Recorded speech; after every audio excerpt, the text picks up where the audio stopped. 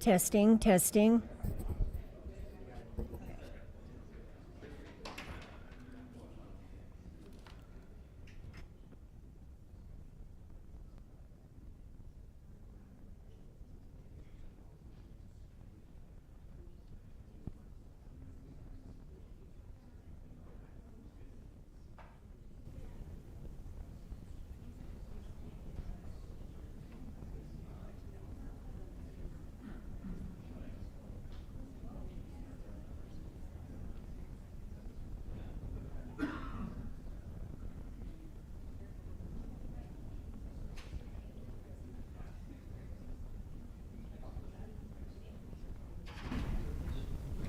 All right, gang, I think we're back online, on audio. So thank you for your patience. I know tonight is a very, as all council meetings are, but tonight is a very important meeting. But at this point in the agenda, would you all rise and join me for the Pledge of Allegiance? I pledge allegiance to the flag of the United States of America and to the republic for which it stands, one nation, under God, indivisible, with liberty and justice for all.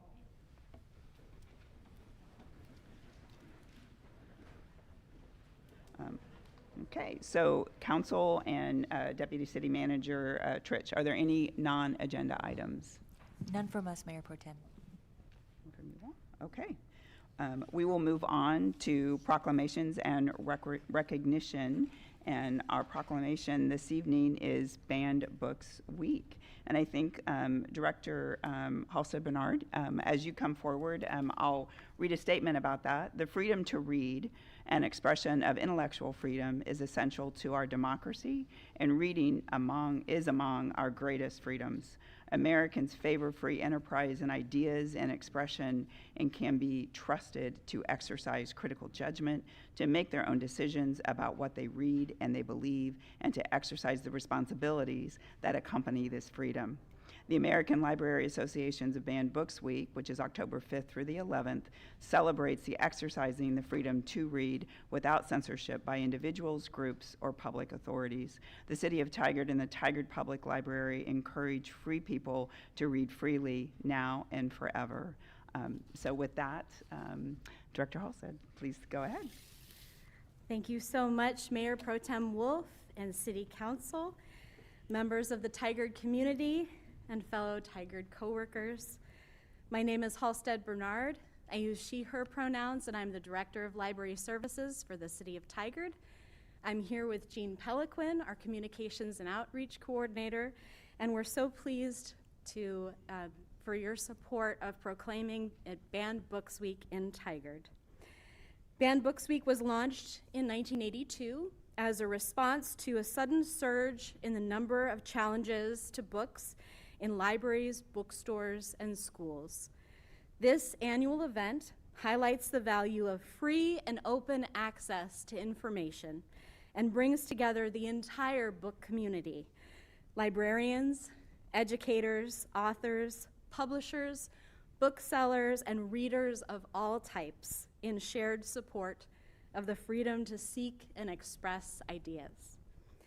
Tonight we are joined by members of the Tigard Public Library Board, the Friends of the Tigard Public Library, and library employees whose work directly supports intellectual freedom in our community. Thank you so much. And we have brought some books that have been historically banned. We would love to take a picture with you and with these important books after the proclamation. I think that is a fabulous next step, I believe, and we would like to present that to you. So we will do that and then have everyone come up and join us, whoever you would like. Dr. Bernard would be great.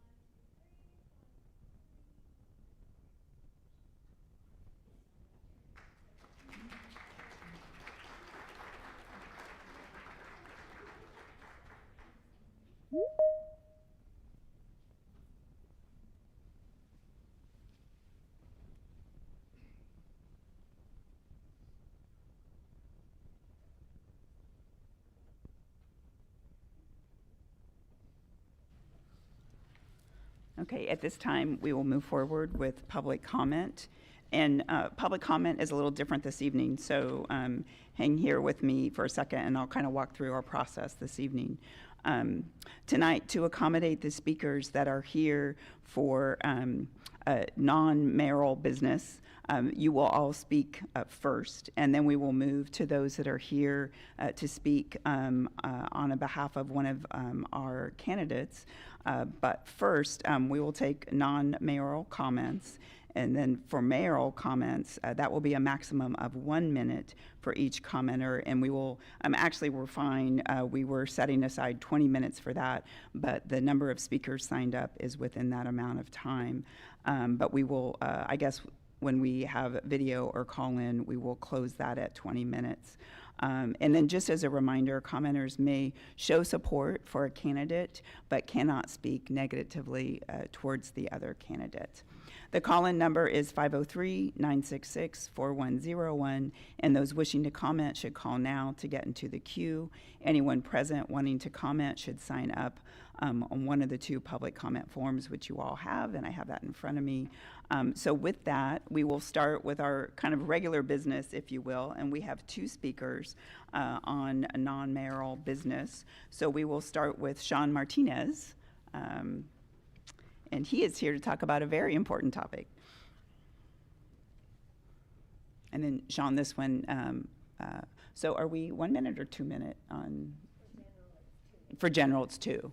So we might want to bump the clock up. Or we'll just run it twice. Perfect. Thank you. Go ahead, Sean, when you're ready. Thank you. Mayor Pro Tem Wolf, City Council members, I appreciate you listening to us.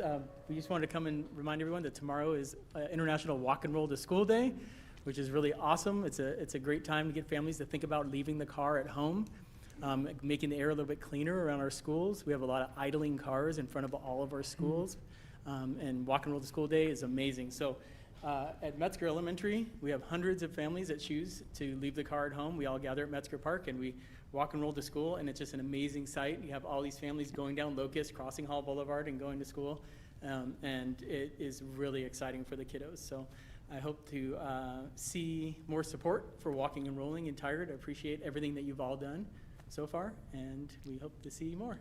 All right, thank you. Thank you, Sean. And I think all schools are covered by council members tomorrow. Cool. So Awesome. we'll all be there. So Thank you. Thank you so much. And then our second comment this evening in this category is CB Wright on Just Compassion.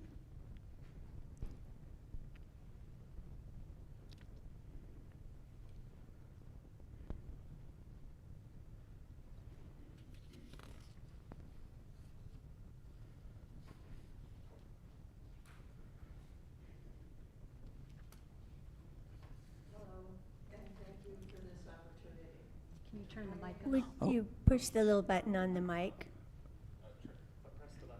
It'll turn green. There you go. Hello, and thank you for this opportunity. My name is C.B. Wright, and I'm a resident at the Knoll, which is a building that's right across the street from Just Compassion. And your homeless policies are currently directly affecting Knoll residents' safety. Our management company and owners and the Tigard Police all tell residents that our hands are tied as we desperately try to find solutions to dozens of non-residents being in our building all hours every day. Being in the elevator can be scary. Residents of the Knoll feel like we are on the brink of physical danger and are frustrated with the catch-22 we find ourselves in. It seems that city and real estate policies protect you all from assisting Knoll residents with any level of safety precautions.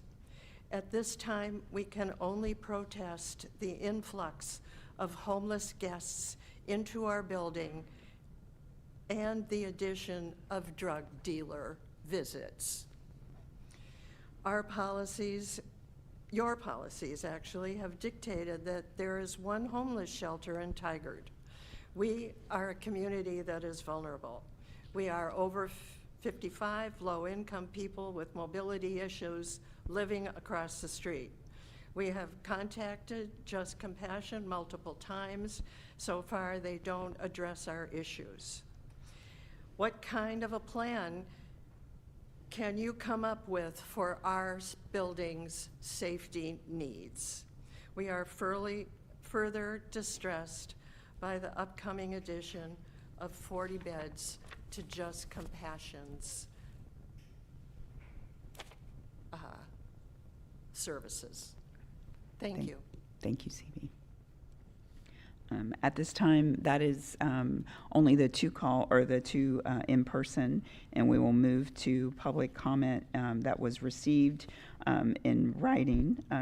2 written non-mayoral comments were received before noon deadline on Monday, one requesting greater transparency with the mayor appointment and the city manager leave, and one about camping at Public Works and the storage of their items during the day.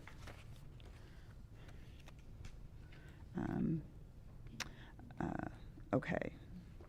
So at this point, Mr. Thornburg, are there any that are for non-mayoral comments signed up for phone call or video? There's one video caller. That's non-mayoral, correct? Oh, I believe that's mayoral, so. Okay. Non-mayoral, there's none. Okay, so then we will move forward to the mayoral public comment.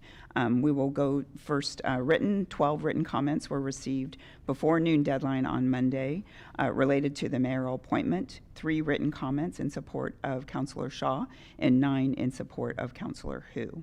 And with that, we will move to public comment in person. And I think we are, like I said, we have 12, and you all are aware, I think at this point, that you'll have 1 minute, and we'll keep the clock on so that can help tempo you in your speech. And with that, we'll start with Sean Martinez.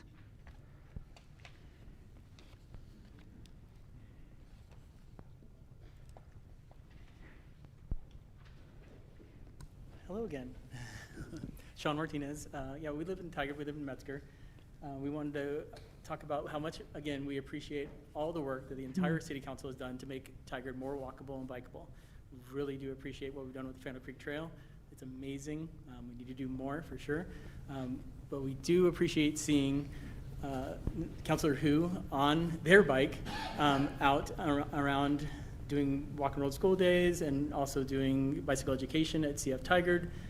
We do community-led rides around Tigard, and Councilor Hu has shown up to a few of those, and I really appreciate seeing someone on their bike in town, and I think it would be amazing to have a mayor that rides their bike around Tigard, so I appreciate that so much.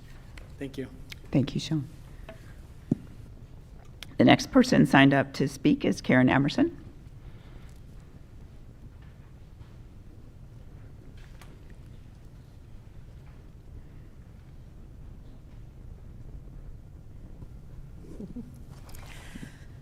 Councilor Yi Kang-hu has completely immersed himself in our community. The city posts pictures of events, and he is always in them. He isn't there to be seen. He is there to learn about our community, honor our diverse citizens, and to hear a wide variety of experiences. None of that will change as he steps into the mayoral role and its busy calendar. Yi is also committed to fully understanding issues. There were a few times when negative comments were made. Instead of avoiding conflict, Yi called the people, went to their homes, and met them for coffee in order to better understand their viewpoints. He is very respectful.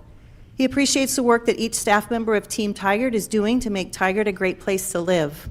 He knows that each of you have topics that are of personal importance and some that you have a lot of questions about. It is important to E that everyone have their chance to express themselves and to learn. Again, none of this respect will change as he steps into the mayoral role and leads the council to achieving your goals. I hope that you already believe in Councilor Hu like I do, and that you will appoint him as Tigard's next mayor. Thank you. Our next speaker is Sylvia Lynn, and then following Sylvia will be Van Lee. Van Lee. Good evening, Mayor Pro Tem, council members, and everyone here in person and online. My name is Sylvia Ling, and I'm a local Taiwanese American community leader here in Oregon. Tonight, I'm joined by several other Taiwanese American community leaders, and we're all here to express our strong support for Councilor Lee Kang-hoo to be appointed as Tigard's next mayor. Since being elected in 2022, Councilor Hu has shown up to countless Taiwanese American community events, not as a guest of honor, but as one of us. He listens, he connects, and he truly cares. He never asks for special treatment or tries to take the spotlight. In fact, he often buys his own tickets and just sit among us. That humility, that willingness to simply show up and be part of the community, that is what leadership looks like. And that's why we believe Councilor Hu is the right person to lead Tigard forward. On behalf of local Taiwanese American community, we look forward to calling Councilor Hu, Mayor Hu, after tonight. Thank you. Thank you so much. Next is Van Lay, and excuse me for my voice, and I apologize for pronouncing that incorrectly. So go ahead when you're ready. Good evening, Tigard City Council. It is an honor to express my support for Councilor Lee Kang-hoo's appointment as mayor. My name is Van, like fun with a V. I'm a second-generation Vietnamese American. I'm also a second-generation business owner of Jeffrey Allen Gallery. As a young woman, minority business owner in downtown Tigard, it is encouraging to see Tigard leadership involved in the future of this community and show engagement and genuine interest in what we have to say, as demonstrated by Councilor Hu's participation at our cultural events. So thank you for inspiring me to speak today, and thank you for this opportunity. Thank you, Van. Next For more is words, see my letter. well done. Our next speaker is Alan Long. Hopefully, Alan, I said that correctly. Welcome. It's on, right? City Council, thank you for listening to me today. As a first-generation immigrant, and I've been a business owner here for 25 years, this is the first time I've ever stepped foot in City Hall, and one of the reasons I have done that is because of Councilor Hu, because he really believes in that we all should have a say and that we should all be represented and that everything we say does matter. So for all these years that I've been in Tigard, I have never felt this welcome to be part of this community. I am extremely thankful that the next generation of Jeffrey Allen would like to stay here in Tigard. It makes me very happy. It makes me very happy as a founder of Jeffrey Allen to be able to say that thanks to Councilor Hu, and I hope as the next mayor, we'll be able to continue to inspire the next generation to come and stay here in Tigard. Thank you. Thank you.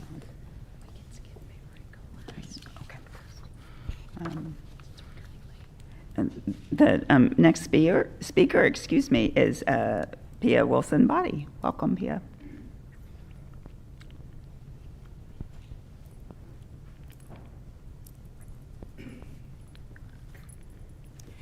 Mayor Pro Tem Wolf, as well as the council, good evening.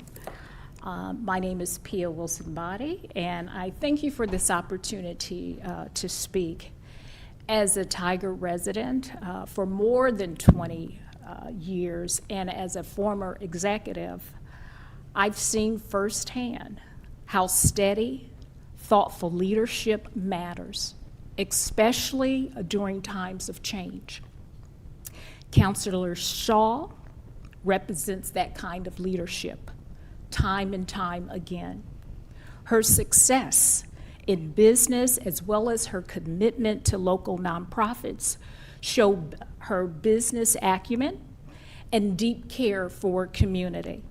She leads with honesty, dedication, and compassion, and her creativity, like helping launch the Tigard Small Business Assistance Fund, has delivered real results for our residents and small businesses. We need steady, proven leadership at the helm, And I believe Counselor Shaw is what our city needs right now. So thank you for your time and consideration. Thank you, Pia. Our next speaker is Karina Torseth. Did I say that correctly?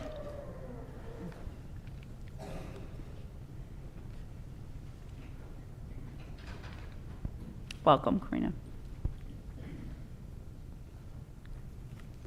Thank you, Council, for giving me this opportunity.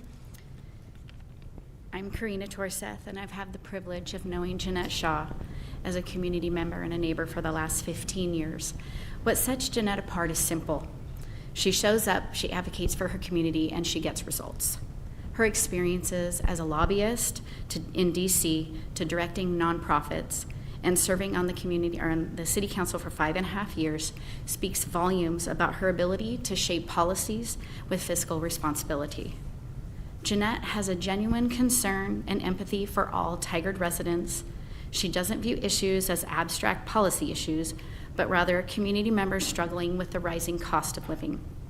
She listens without judgment and works to find practical solutions. Jeanette understands leadership isn't about having all the answers, but caring enough to find them and working together to resolve them. That's the kind of mayor Tigard needs, and I'm proud to support Jeanette Shaw for the mayor of Tigard. Thank you. Thank you. Next up is Mayor Frank Bubenek from Tualatin. Welcome, Frank.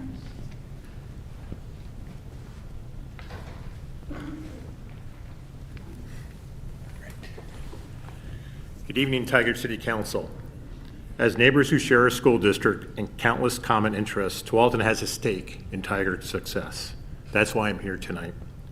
You have two excellent candidates who care deeply about this city, and that makes this a very difficult choice. But Jeanette Shaw is uniquely positioned to meet this moment. Her council experience gives her the institutional knowledge Tigard needs right now. Her strong relationships with regional leaders and her connections in Salem and Washington, D.C. aren't just impressive credentials. They're tools she'll use every day to fight for Tigard community at every level of government. What sets Jeanette apart is her collaborative spirit. In a time of division, she builds bridges. In a time of distrust, she earns confidence. Her ability to bring people together isn't just valuable, it's exactly what Tigard needs now to move forward. I urge you to support Jeanette Shaw for mayor. Thank you. Thank you, Frank. Next is Nathan Jackson. Welcome, Nathan.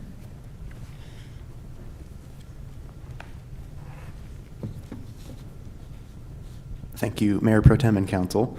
I've had the privilege to work alongside both of you, and admittedly, I myself have trouble making peace with the concept of competing to serve, but here we are.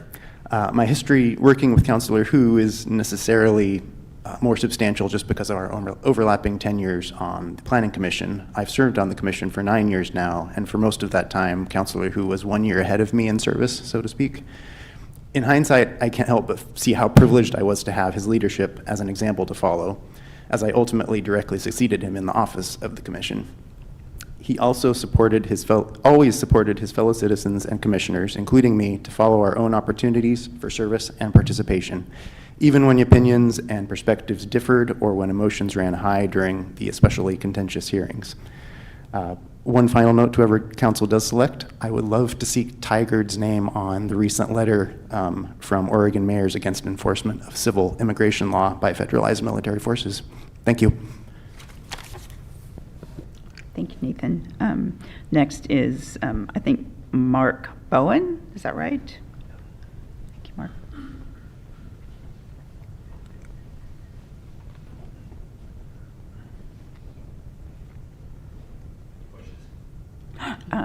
I think as long as it's green, you're good. Oh, got it. There you go.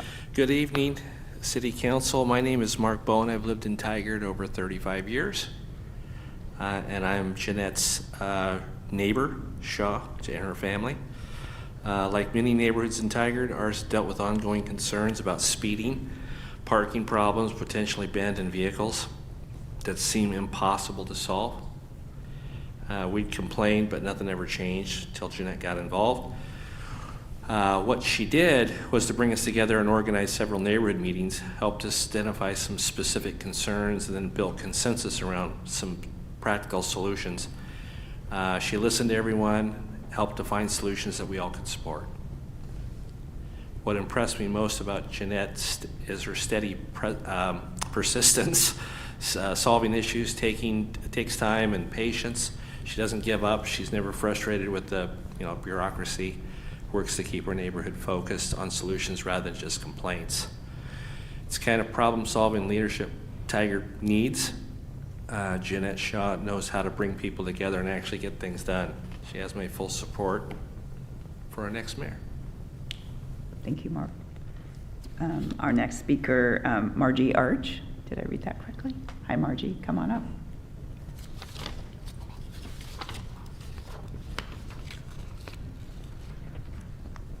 Good evening. Thank you for having me tonight. Appreciate the opportunity. My name is Margie Archer, and I work in the insurance industry, where it's extremely important to assess for risk. Crisis management is part of my daily work. I've known Jeanette Shaw for 18 years, and I can tell you without hesitation, she is the leader you want when things get challenging. In my profession, we evaluate people's ability to handle pressure, make sound decisions, and remain stable when others panic. Jeanette excels in all of these areas. I've seen her in situations with remarkable clarity and composure. While others react or freeze, Jeanette remains calm, assesses the situation, identifies priorities, and takes decisive action. What impresses me most with her is her consistency. Whether facing a routine challenge or an unexpected crisis, it's the same Jeanette. Calm, focused, reliable. She doesn't change her approach based on who's watching or what's politically convenient. That ability is invaluable in leadership. When a major crisis hits, and in this day and age, it very well may, Tigard needs a mayor with a steady hand at the wheel. When budgets get tight or difficult decisions need to be made, So Margie, I need you to wrap up. I'm sorry. Okay. Important note I do want to make is her experience in Sacramento and DC prepares her with a policy experience that can serve the community. Thank you. Thank you. And our last speaker is Lan Van. Thank you, Lan. Good evening, everyone. My name is Lang Pham. I am a cultural member of the Vietnamese community of Oregon. I'm here on behalf of the president of the Vietnamese community of Oregon and the board member. I read the letter from him. Dear members of Tigard City Council, my name is Thao Tu. I am a president of the Vietnamese community of Oregon. I am honored to express my strong support for Councilor Yi Kang Hu's appointment as a mayor of Tigard. Over the past 4 years, I have seen councilors who show up for our community time and time again. He attends our cultural celebrations, engages and respect, listens with care, and follow through on commitment. His approach is not about appearances. It is about building trust and meaningful relationships between the city of Tigard and the Vietnamese community of Oregon. This quality, respect, inclusiveness, and the ability to bridge culture and bring people together are exactly what I believe Tigard needs in its next mayor. A mayor should welcome dialogue, value every voice, and act in ways that unite the city. Councilor Hu has already demonstrated he leads in this way. For those reasons, I respectfully urge you to appoint Councilor Yi Kang Hu as Tigard next mayor. Thank you for your consideration. Thank you, Van. Thank you. Hope everyone have a good evening. Thank you so much, and I apologize for that.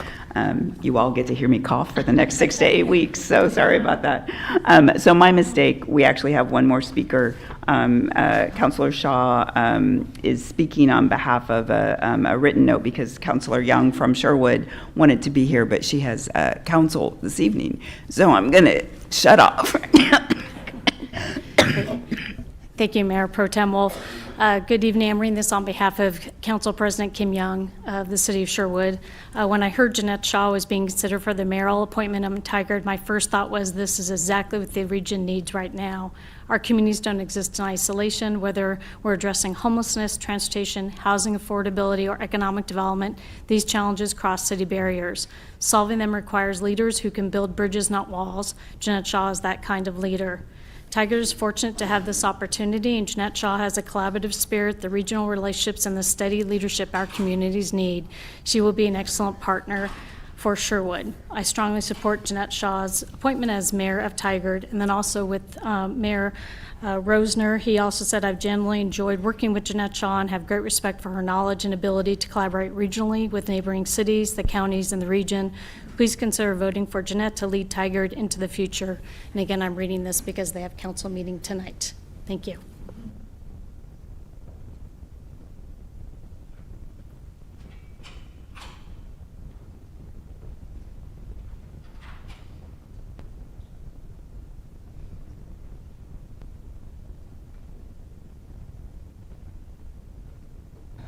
Well, I'm so sorry about that, and thank you, Councilor Shaw. I did have the opportunity to chat with Councilor Young earlier this week, so I was able to chat with her directly about Councilor Shaw. So with that, we are finished with in-person public comment. And so the next question, Mr. Thornburg, I know we have one video caller, do we have any additional phone-in calls? We no longer have a video caller. We have one phone-in caller. Okay, so you can go ahead and get started when you're ready. Okay, Jenny Whittle. Thank you. Good evening, City Council. My name is Jenny Whittle, and I live in the same neighborhood as Jeanette Shaw and her family. Unlike many neighborhoods in Tigard, ours has dealt with ongoing concerns of speeding cars, dangerous intersections, and parking problems, and sometimes abandoned vehicles. And nothing really ever changed. Us neighbors would get together and we would complain, but until Jeanette got involved, nothing had changed. She brought us together. She organized several neighborhood gatherings and kind of helped us identify our specific concerns. Jeanette is really good at listening, and she helped us understand the trade-offs and come up with practical solutions that we could all support. But she didn't just stop there. She helped us really understand the process and walked us through the requirements and made sure our voices were heard by the people who could actually address the problems at City Hall or city level. And really because of her collaborative approach, we now have clear parking guidelines in the area and abandoned vehicles are gone, which has been great. But what impresses me most about her is just her persistence, because these kind of things are not easy things to fix. They take time and patience. And Jeanette doesn't give up. She has perseverance. And she really has worked hard to keep our neighborhood focused on solutions rather than complaints. And that's the kind of problem-solving leadership Tigard needs. Jeanette Shaw really does know how to bring people together, build consensus, and actually get things done. I'm proud to support Jeanette Shaw as our next mayor. Thank you. Thank you. Okay.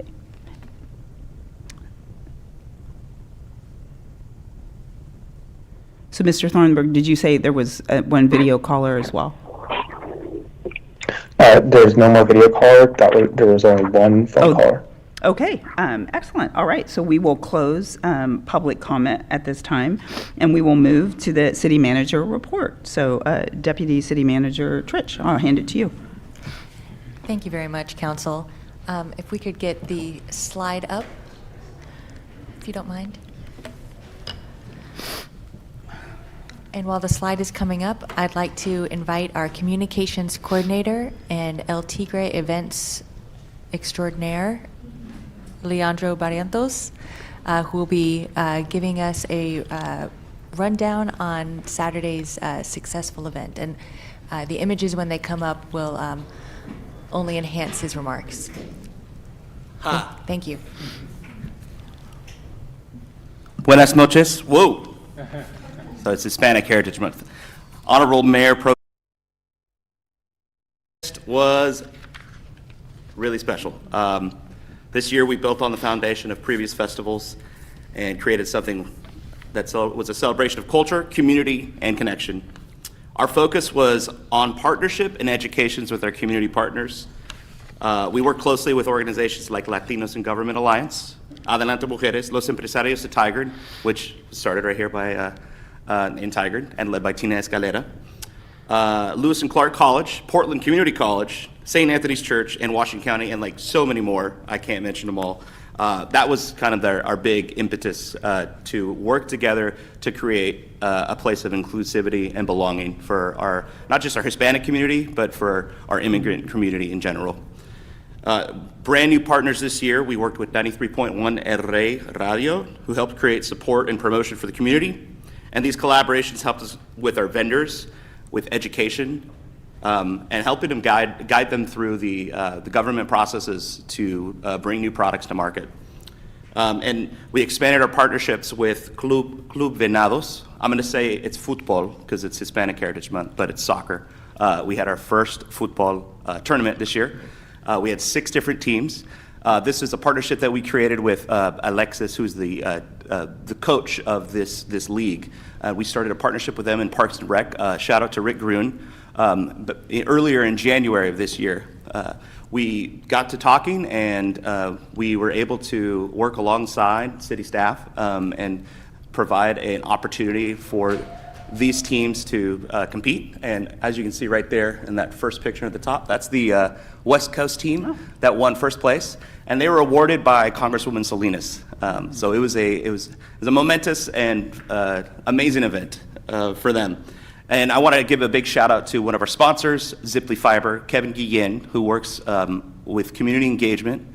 Many of you may have met him at other kind of community engagement opportunities throughout the city. He created the ability for the teams to be able to play. The festival stage also featured world-class performances that ran the gamut between salsa, cumbia, and the crowd showed up early to celebrate. I don't know if you follow NPR, Tiny Desk. Trish Toledo was actually featured on Tiny Desk the week of El Tigre. I did not plan that, but that happened, so really good promo. We had people standing in the rain waiting to see her. This year, we focused on education, engagement, and belonging, and we built trust. We worked alongside, and a big shout out to Camilo Angel from Washington County. For the last 4 years, we've done classes in Spanish over in the Public Works auditorium to provide guidance on Washington County standards for temporary food licensing, and working alongside with our Economic Development Department to make sure that everyone is properly licensed, and kind of bringing them into our city core services and how to get them started. And it starts new businesses for folks that are willing to bring their products to market. And I want to give a big shout out to our Public Works crew. All of the behind the scenes stuff that happens from our police department and our Public Works crew, they're really the unsung heroes of Orlando Lanui, who is the lead of the Public Works team for El Tigre. I've worked with him since the very first one. He said we're like magic elves that come in the night and put everything together and then take it all down after everybody leaves. I love it. This celebration, one of my goals with trying to work alongside folks is those things right there, those 5 E's. And I really think that this year we hit every single one of them in supporting. So I want to thank, lastly, Honorable Mayor Pro Tem and the Council for your commitment to those 5 E's that are on the wall. And gracias y si se puede. Leandro, that was great. Thank you so much. Does anyone have any questions, comments before he leaves the desk? Yep. It was just fantastic. Thank you so much for organizing the different booths, the speakers, as well as, and I'm glad it was actually Filipino and Hispanic, so thank you for honoring them. Maybe you're going to get to that. But also the music was fantastic, so thank you. And those who didn't come this year, please come next year. Please, please. Thank you, Councilor Shaw. I appreciate you mentioning that. And yes, we worked alongside the Filipino American Association of Portland, and they've been working with us for the last 2 years. There's an overlap. September 15th, October 15th is Hispanic Heritage Month, and we are currently, right now in October, Filipino American History Month. And there's a lot of I call it intercambio, exchange culturally between the two. So it's a celebration that we're continuing to expand to support these important communities. Thank you. Leandro, thank you again. Okay, so continuing on the agenda, we will now consider resolution supporting ballot measure 34-345, library local option levy replacement. So this is mine. It is bring back, if you will. At the time that I brought it forward in September, there was a conversation around the allocation or distribution methodology of the tax that is collected from the levy. I believe that meeting was held this morning. Director Bernard, if you wanted to give any update or information to council, just in broad terms, because I also want to respect, just to remind everyone, this is an active measure. Staff does not advocate or promote, they only inform. So that is her role this evening, is just to provide any updates or information that might be helpful for council. Thank you so much. It's my pleasure to be here again tonight. Again, for the record, my name is Halstead Bernard, and I'm the Director of Library Services for the City of Tigard. Mayor Pro Tem Wolf, you are correct. The Board of County Commissioners did meet this morning and unanimously approved proceeding with the proposed funding methodology and service area boundaries. And that would next in the process go to the partners, and when we say partners, we're talking about every city manager or nonprofit chair and every library director. Each one of those pairs becomes a partner, and we all vote. The vote will happen next week, whether or not to propose to the Board of County Commissioners the funding methodology and the service areas as was discussed. Does anyone have questions for Director Bernard? Councilor Hu. I don't have any question. I just the reason I asked for the delay is just I figure we need to figure out the allocation before we vote on it. But since then, I have conversation with Commissioner Snyder, Commissioner Fai, and Commissioner Trees about this, and now I feel comfortable moving forward. We have very good discussion, and I really appreciate Commissioner Snyder advocating that in the future, any initiative from the county, they will actively engage with city councilors and not just the mayor and city managers, because I think a common thing when I talk to Beaverton City Councilor and Sherwood Councilor and Tualatin City Councilors is that councilors were kept in the dark for 2 years, even though the county keep mentioning that we started this 2 years ago. But I told the commissioners that, but if you want the whole council to support, it's more than the mayor. So I appreciate their willingness to get city councilor involved in addition to the mayors, and I totally support that. So with that, I feel comfortable, and I'm ready to make the motion that I move to approve resolution number 25-34, a resolution of the City of Tigard supporting the replacement of the Washington County Cooperative Library Service, WCCLS local option levy, ballot measure 34-345. I'll second the motion. Motion was moved and seconded to approve resolution -2534. Any additional discussion? Councilor Schlatt. Thank you. And for me, one of the big things I want to highlight, which was in the information that was provided as part of the agenda, is that the current supported methodology grants Tigard a 5% increase on its base allocation. I know for me personally, when I went to the election last year, I was very much in favor on my voter guide of making sure that we had good funding for our library. So that was the critical piece of information for me to know before supporting this levy. So just wanted to highlight that. Thank you, Councilor Schlatt. And if that is it, Councilor Gadusi does not seem to have his hand raised. So City Recorder, would you please conduct a roll call vote? Yes. Councilor Gadusi?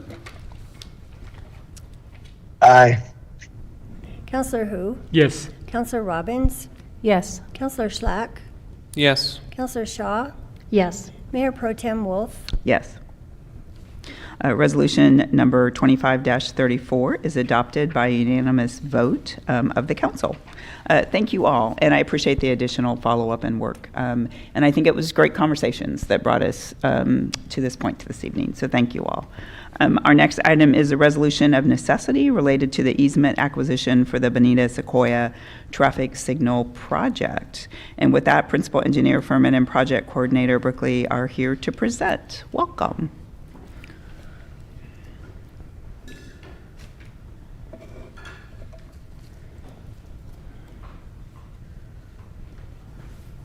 Good evening. I'm Courtney Furman, Principal Engineer at Tigard, and I'm joined here with Trent Brickey, Project Coordinator and the Project Manager for this project.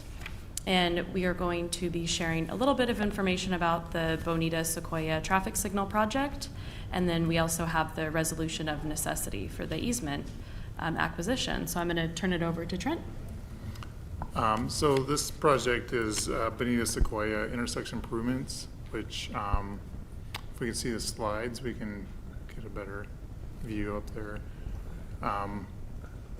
We're going to install traffic signals on all four legs of the intersection.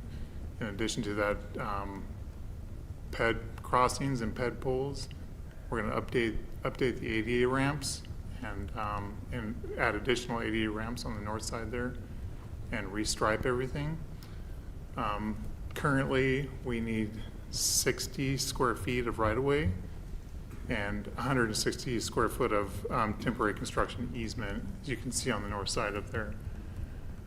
The right-of-way is right behind, we're seeking is right behind the sidewalk, and the construction easement is just to the north of that. So anyways, this project is in conjunction with Washington County, and it's a MSTIP project. So I don't know if you guys know MSTIP is Major Streets and Transportation Improvement Project. So they're funding the project. We're just providing project management as kind of a backseat to them. They're acquiring all the property as well. So we just need this resolution of necessity to be approved and signed by you guys so we can move forward with the acquisition or the eminent domain if need be. So anyways, this project is expected to start in April or July of next summer. I think it's like a 6-month long project if everything goes right. So if you guys have operations. Yeah, if you guys have questions for me. Councilor Robbins. Thank you. Thank you for this. If we could maybe go to the next slide, please. I just really wanted to clarify because I think sometimes using eminent domain has kind of a bad connotation. We're taking land away from somebody who really wants to stay in their house. And this slide shows a little bit better that it's really kind of a teeny tiny little purple strip there, right? And who would we be taking or purchasing that from? I don't know if you know the body shop on 72nd Bonita. I'm not sure who the property owners are. It's Venus something LLC. They're back east. It would be, we would take 160 square feet right behind the sidewalk. That's who would be taking it from. So 160, is that like 20 by 80 little piece there? Kind of looks like maybe, small, right? I'm misspoken here. I think we need, what was it, 20 square feet? Okay. Was it 60? So if you look at the blue highlighted box, That little blue box, Yep. beneath the green box. yeah, well, we need the blue and the green. One is the permanent, so the city would permanently own that area moving forward. The temporary is just agreement where we have access temporarily during construction. to make the improvements.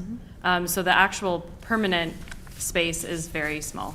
Yeah, so the permanent part is the blue, and the temporary part is the green. And is the property owner upset in any way about this? Do we know? Well, we have not started the negotiations with the property owner, and that will start after we have the resolutions completed. And the county has already gone through this process with their board. Okay. So they did that first, and that should be included in the packet. And then it's a project in partnership with the county, so we go through both. And then they'll start the conversations with that property owner. Okay, thank you. Any additional questions? Sure. Go ahead, Youth Councilor Hellig. How long do you expect construction to take for this, and how do you think it'll affect traffic for people who would normally go through that intersection? I think the construction was slated for 6 months. I think we're going to try to get it started in July and get out hopefully before like the winter sets in. As far as like traffic going through, we have 40-foot lane widths up there, and we're going to work in quadrants. Most of the work is going to be behind the sidewalk or behind the roadway. We're not going to be doing any heavy construction in the roadway. So I think we're going to be able to move traffic around. We're not going to have any major detours, no road closures. So it should be okay. There's a lot of cars that go through there on a daily basis, so we don't want to interrupt people's commute or daily lives. There's always some impacts with construction, as we've all seen around Tigard. So we know there will be some, but we do everything we can to minimize those and communicate what the plan is to the community right before we start, what to expect. And we push out that communications always for construction projects. And on the slide that we're looking at, that is meant to say July 2026, right? That's correct. That's correct. No, so are you talking about the first bullet? No, on the second one. Oh, no, wait, I'm looking at the wrong slide. That's on me.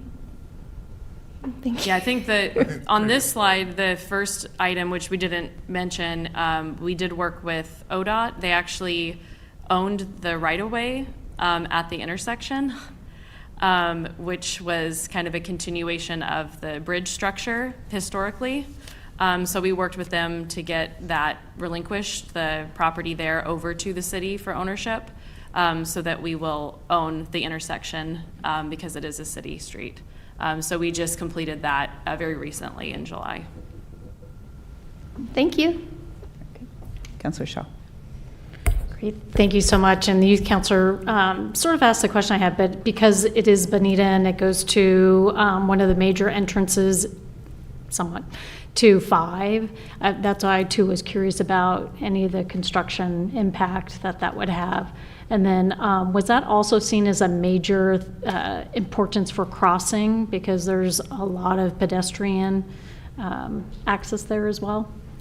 Yeah, I mean, today there is no marked crossing. I mean, every intersection is a legal crossing, but we don't have so in the future with the improvements, it'll be a safe, protected, accessible crossing, which we don't have today. So that's, I think, a huge benefit of being able to get the traffic signal in. I think the impetus to put the signal in had more to do with safety and operations at the location, especially with the left turns out from Sequoia onto Bonita. I think that was really what kind of got this project started in the past, but I think the pedestrian crossing is a huge part of the improvements as well. Great, thank you very much. And yes, that left could be deadly in a number of ways, so thank you so much. So I was there this morning, and I tend to jump to 72nd because it's a very hard left. Councilor Zach. Thank you, Mayor Pro Tem Wolf. I move to approve resolution number 25-35, a resolution declaring the need to acquire property for the Southwest Bonita Road and Southwest Sequoia Parkway intersection traffic signal project and authorizing eminent domain and immediate possession if necessary. I second. Motion was made and seconded to approve resolution number 25-35. Any additional discussion? Will City Recorder please conduct a roll call vote, starting with Youth Councilor Hellig for an advisory vote? Youth Councilor Hellig, Aye. Counselor Godusi, Aye. Counselor Hu, Yes. Counselor Robbins, Yes. Counselor Schlack, Yes. Counselor Shaw, Yes. Mayor Pro Tem Wolf. Aye. Resolution number 25-35 is adopted by a unanimous vote of the council. Thank you all. So our next item is SEIU Collective Bargaining Agreement Ratification. Human Resources Director Gomez will present this item. Welcome, Director Gomez.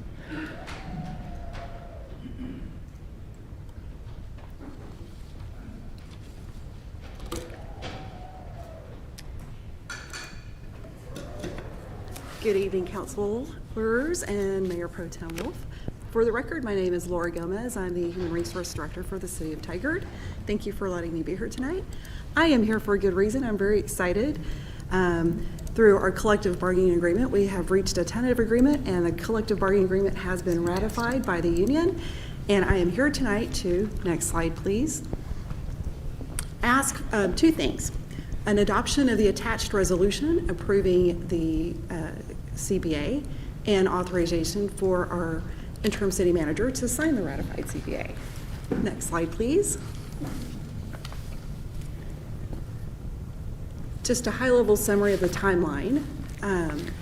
This started a year ago. When I looked at that, I thought, wow, it's been a year.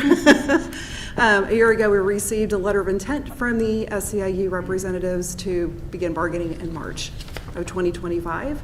We actually first met in April to talk about logistics and a request for information. It was pretty lengthy, so I can appreciate the passion for this to be successful. On May 8th, we actually had our first full team bargaining day with both sides. And on September 18th, on the 10th session, we reached a tentative agreement. Next slide, please.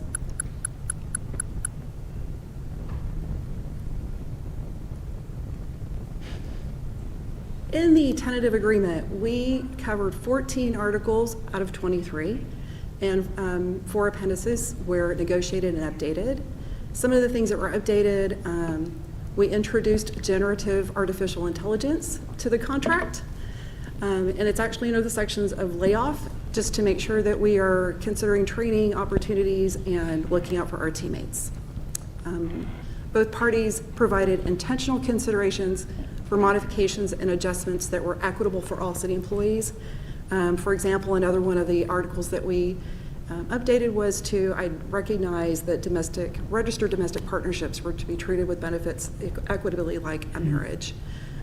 We also talked about our COLA.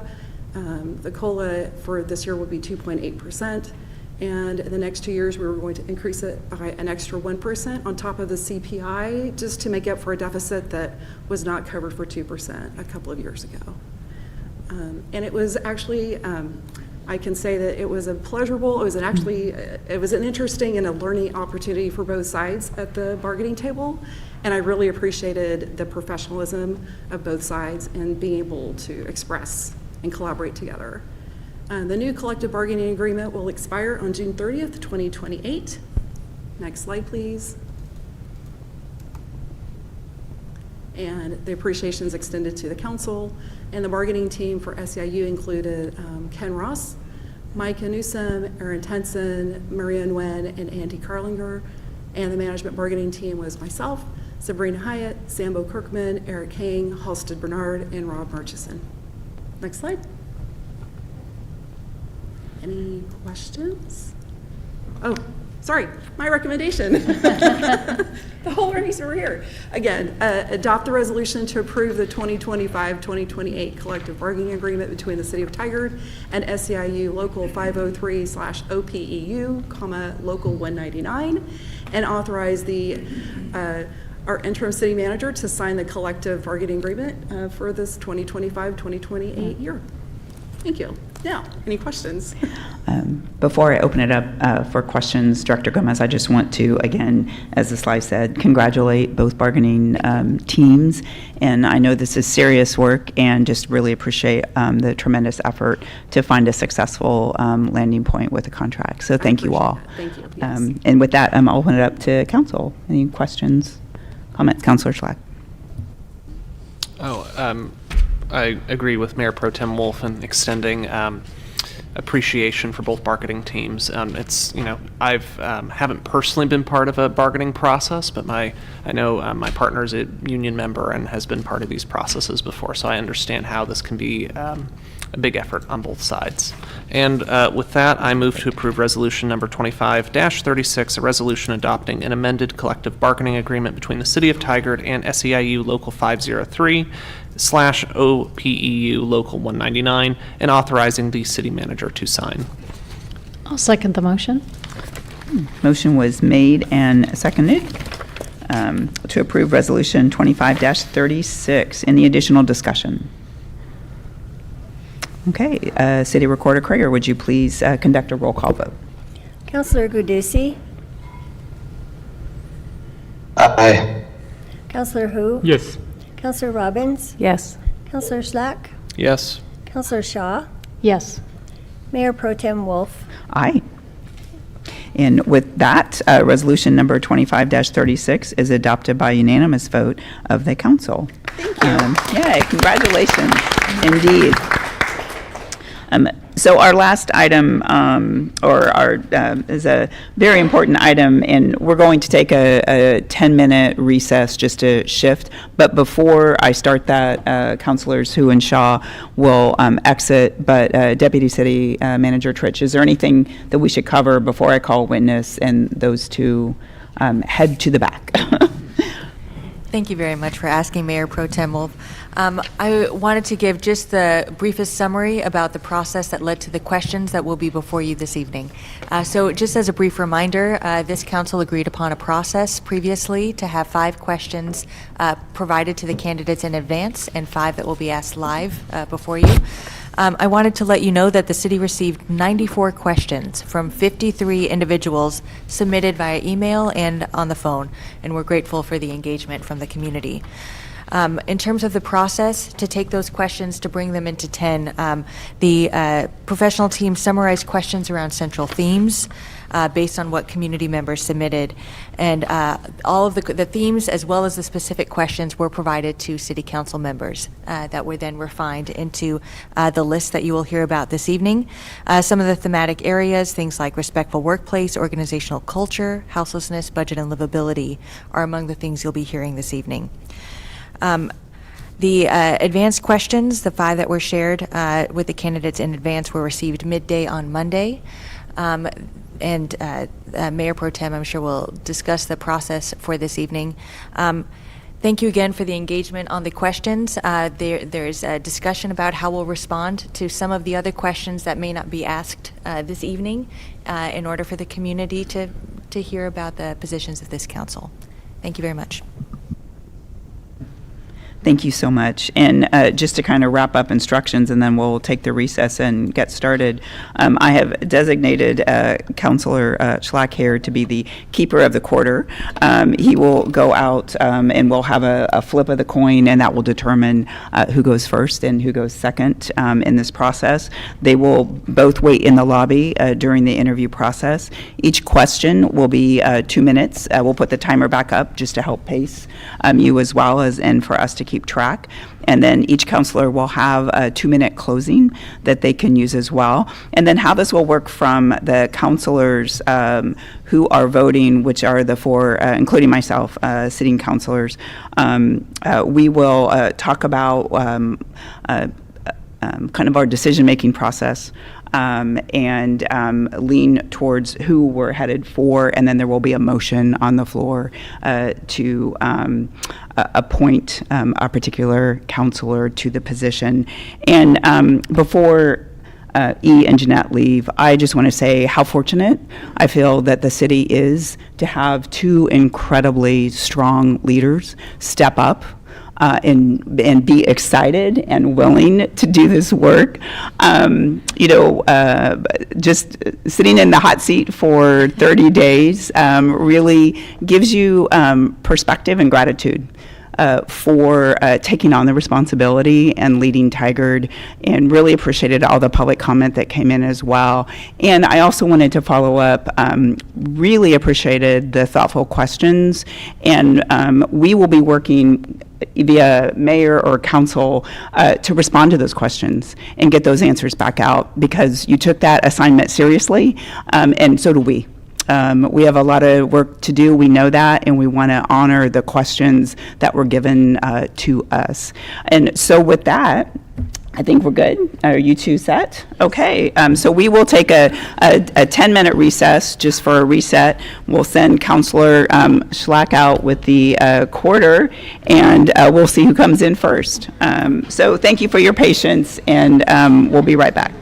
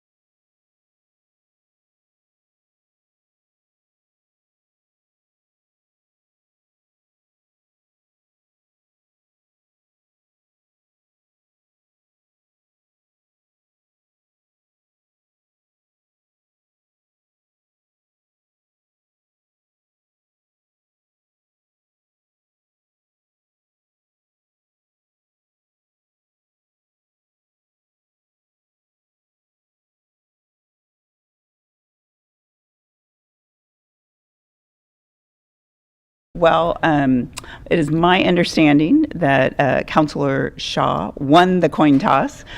She elected to go first. So we will start with that. And just as a reminder from Deputy City Manager Tritch, they have 10 questions. 5 they have prepared for. They were given in advance just yesterday. And then 5 that will be new to them. Oh, come on up, Councilor Shaw. And they are giving 2 minutes to complete their responses, and then a 2-minute close. And then the 5 of us that are sitting here, along with Councilor Gadusi, we will ask the questions that are before us. And I think with that, and instead of really doing an introduction, we'll jump into the questions, which really kind of build that foundation about becoming mayor and aspirations around that. So it's a great way to kick off. And so I segue to myself. And thank you again, truly, Councilor Shaw, for stepping up and seeking this opportunity. And our first question is, what should the top goals of the mayor be, and how will progress be measured? Great, thank you so much, Mayor Pro Tem Wolf and councilors. For the next 14 months, I'd recommend that the goals be to listen, to heal, to build trust with the Tigard employees, with the community, with the councilors, in order to ensure that we have a healthy organization free retaliation of harassment and ensure a respectful workplace.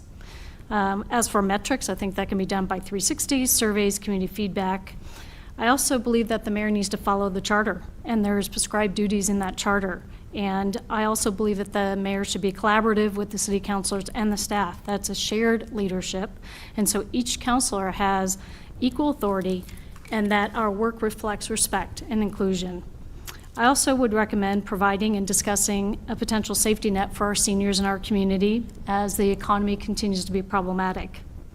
Rounding out the above, I would also like to ensure that the issues that matter most to Tigard residents, like maintaining public safety, ensuring our police and first responders have the resources they need through building a better Tigard, putting a plug in for that, which will ensure we have a new Tigard Police and Public Works facility, fostering economic development while also creating the jobs that we need for our community members, and getting back to the basics, maintaining and improving our infrastructure, the roads, the water, the system, the parks, and facilities. And progress can be measured through clear objectives, through public safety response times, through crime statistics, through business growth and retention rates, through infrastructure condition assessments, and maintenance schedule. So that would, that would be what I would recommend. I see it as a very busy 14 months. I have the next question. What leadership experiences, policies, or achievements best demonstrate how you would serve as mayor? Thank you. So my leadership experience spans decades. It includes multiple sectors, both from corporate, nonprofit, legislative, trade associations, small business ownership. And it's 2 decades working for a semiconductor technology company, leading 2 nonprofit trade associations, working for elected officials. Each of these experiences and my successes have depended on listening, collaboration, data gathering, advocacy, transparency, co-creating solutions. This diversity has given me those tools to ensure that I could apply those as mayor. I've led teams through organizational change. I've managed budgets under tight constraints. I've built coalitions among stakeholders with competing interests a number of times and delivered results in complex environments. I've done this both internationally, working with NGOs to develop an economic development framework for manufacturing, as well as environmental health and safety regulations based on U.S. metrics. I've done this at the federal level, where I also helped pass a manufacturing incentive so that companies would invest in the United States, and I've advocated for a workplace and a workforce development training because, again, we need those workers. I've also worked at the state level, and I built and established relationships to advocate for and pass for tax increment financing plans, which enable us to build the buildings that we have today, as well as passed a hybrid and electric vehicle tax incentive. And again, each one of these activities included months of collaborations, months of listening, months of developing proposals and solutions, and then passing legislation that would ensure we could move forward collectively. As a Tigard City Councilor, I believe my experience has also shown through with regards to working on the Tigard City Charter, as well as the public safety level, and then also advocating and creating the Small Business Sustainability Fund with the Tigard Chamber of Commerce. Thank you.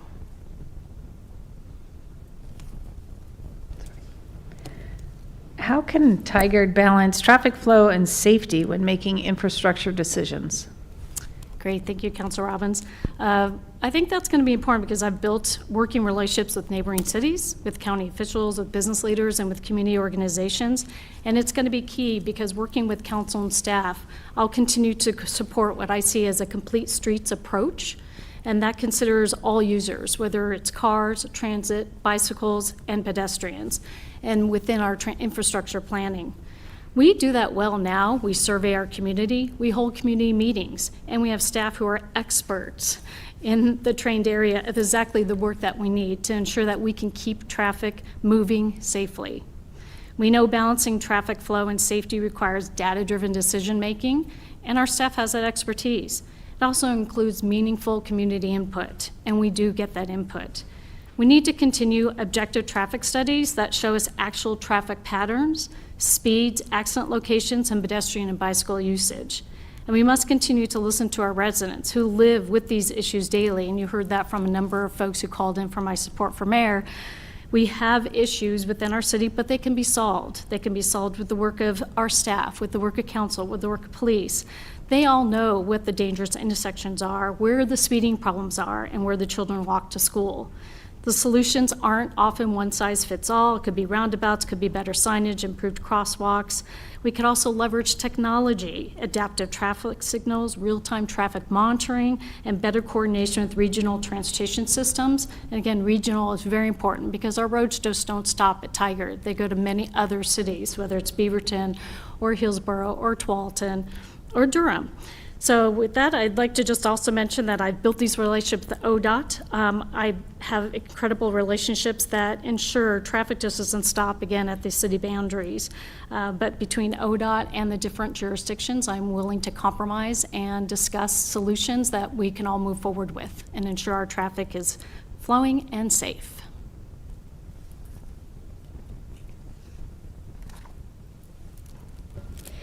What strategies would you pursue to strengthen the local economy and support small and large employers alike?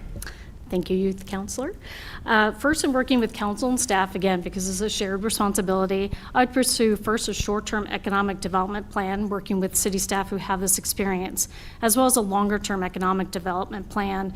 We can't proceed with strengthening, supporting, and attracting to new businesses if we don't know what our businesses are, what their needs are, and if we don't understand the immense strength that Tigard has over and with small and large businesses. I plan to work with council and the business community, Chamber of Commerce, Rotary, and business associations, as well as individual employers to understand their actual needs rather than making those assumptions. Economic development means strategic investments in our opportunity zones like the Tigard Triangle, downtown revitalization that creates our vibrant mixed-use areas, which we have, and supporting our existing retail and commercial centers like the Washington Square, which is an immense resource and one of the largest, most well-funded square malls that we have. And we need to utilize that as an asset in order to attract businesses and grow sectors, whether that's retail, advanced manufacturing, and even technology. I'll work with our economic development team, who are stellar, to ensure our business loan programs through Business Impact Northwest are sustainable and effective. And I'm also, again, I think we need to capitalize on our proximity to Washington Square Regional Center, use that as the draw, the attraction, as it is a clear return on investment for our community. In addition, I think we need to support entrepreneurship for those who may be out of work and our residents who would like to start businesses, and that includes incubator spaces for startups as well as connecting entrepreneurs for those loans, the resources, and the mentorship. And economic strength definitely comes from diversity. We need the thriving small business along with major large businesses, and we need a variety across sectors so we're not overly dependent on any one single issue. And I'm very excited to be working with both the city staff and city leadership as well as the council on developing our economic development plans for the future.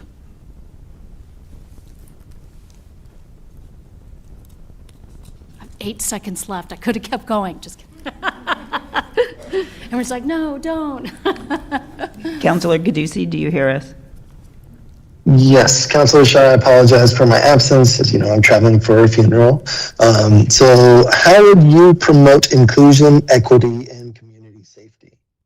Thank you, Counselor, and I apologize for the reason you're on the road. As far as we as city councilors, staff, business, our Chamber of Commerce, our nonprofits, our art communities have been doing this work for some time. We all collectively have been working on inclusion, equity, and community safety. And though we are still learning, the work is never going to be done, but we have shown success. And inclusion, equity, and community safety are interconnected. True public safety means everyone feels safe calling the police for help, and we want each resident to feel safe when they're calling for help.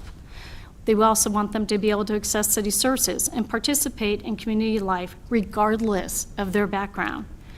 Working with the City Council as mayor, I will continue to promote inclusion by continuing to ensure that city services are accessible to all residents. This includes language barriers or disabilities, and it also includes supporting community events and programs that celebrate our diversity, like El Tigre, and bring neighbors together, and ensuring the city's hiring, contracting practices also provide opportunities that are fair. Equity means recognizing that different residents face different barriers and challenges. It means us collectively asking whether our policies inadvertently create obstacles for some community members, or are they being willing to adjust when we need to adjust them. I believe that is very important to minimize those barriers. Community safety requires properly resourced police and fire departments, but also regional programs that address root causes. That includes mental health services, addiction treatment, youth programs, and economic opportunity. I'm very thankful that the voters approved the public safety levy, as it provides funding for crisis intervention training. That is exactly the kind of investment that improves both safety and equity. And as the City Council has done, and as mayor, I will continue to build trust between police and all community members, really to ensure that our code enforcement doesn't disproportionately target vulnerable populations. Also support programs that help people avoid homelessness or get back on their feet and create economic development opportunities that will benefit our residents. Inclusion isn't just the right thing to do, it makes our communities stronger, safer, and more resilient. And again, we saw that with El Tigre and a number of other of the festivals and events we've had here in Tigard.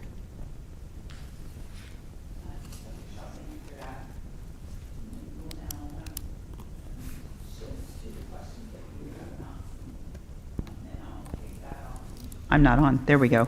We're going to shift to the second set of the questions. I will lead that with this question. What does leading with humility mean to you, and how will you ensure employees are empowered to have open, honest, and respectful conversations? And I can read it again, Councilor Shaw. Are you ready? If you could one more time, that'd be terrific. For sure. Thank you.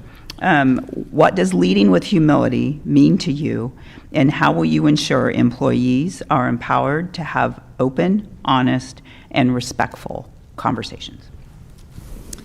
Thank you, Mayor Pro Tem. Leading with humility means listening, ensuring that whether it's fellow counselor, whether it's an employee in this case, that they have a avenue to ensure that there is recourse if they feel that there is retaliation, if they feel that they are being harmed, that they could either, and I'm hoping we're going to be developing this process, that they can go both to their manager, but also to the HR manager to ensure that they have a voice. Because each employee should have a voice. They should work in a workplace that is free of retaliation, that is respectful.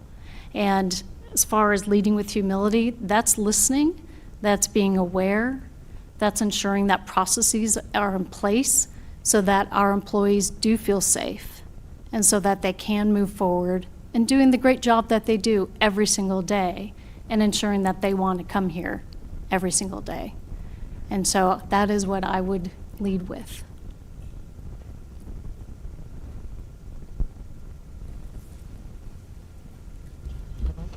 Just waiting for it to reset. All right. How can we encourage trust between staff, leadership, and council? Thank you, Councilor Slack. Establishing trust is vital. It's key in that we cannot develop the relationships if we don't have the trust, if we don't have the transparency, and if we don't have the collaboration. And so I would want to move forward as mayor, again, with shared leadership, because I think it's incumbent upon each one of us as both the city council and mayor to ensure that our workforce has the ability to be open, to be honest. And I also think it requires us to have the training to ensure that we can understand if there is trust that has been broken, if that communication has been broken, if there are avenues where we know that something is wrong, that we can bring that forward and that there be a process in place to ensure that, again, that there is transparency, that there is the collaboration, that there's the trust. And so I would, in my opening comments, mention that the mayor needs to spend quite a bit of time listening, but it's also building trust so that those individuals, not that they should circumvent their immediate managers, but that they know that the door is open, they can go to the HR director, or that they have that opportunity to bring a process forward if it becomes broken to the mayor or to the council.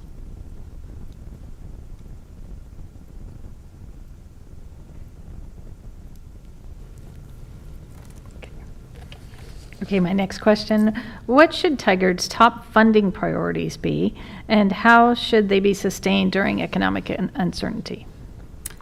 For top funding, I would definitely say, because we have a potential Cascadia subduction zone, I would say it's ensuring that our public works and our public safety have the ability to work efficiently and effectively. And in order to do that, we need to have new infrastructure. We need to have new public works building. We need to have new police buildings. We've had a number of community meetings just to highlight just in what disrepair those two facilities are. And so I think that really is going to be a number one funding issue. Number two, I definitely believe we need some additional resources, and this is where I'd like to work collaboratively with perhaps even Washington County, but also the cities of Tualatin and Sherwood, because we are going to need some additional resources to ensure our homeless, houseless population doesn't increase, and that we can ensure that the trust that the publics have put in us with regards to time, place, and manner is continued, and that we look for additional resources and ideas on how we solve homelessness. And a shout out to the Bull Mountain Connect folks for coming up with solutions. They're trying, and I appreciate learning, just as we heard today by CB, some ideas of how we can protect those who are around the communities of houselessness. So I would say an increase in our police service officers, and that could be an intergovernmental agency agreement with other cities. And then I also think our parks and recreation need maintenance, and we have a shortage of funding for that, and that includes the amount of trees that potentially could be harmed because of this pest that is eating our ash. It's our emerald ash borers, and I think we need to set aside some funding as contingency, because those trees are going to have to be replaced, and they're in our communities along the riverfronts and within our parks. And then lastly, I'd say housing. We need to ensure that we can build the housing so we can attract the workforce and attract the businesses, and that would be the top funding priorities for approximately 14 months. What immediate and long-term solutions will reduce unsanctioned camping?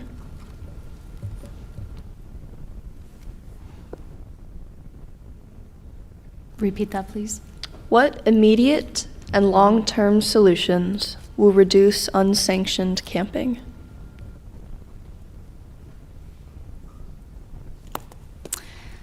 Thank you. So with regards to immediate, the council has worked on adjusting the time, place, and manner. I think that's an immediate solution. From a long-term solution, there isn't a one-size-fits-all solution.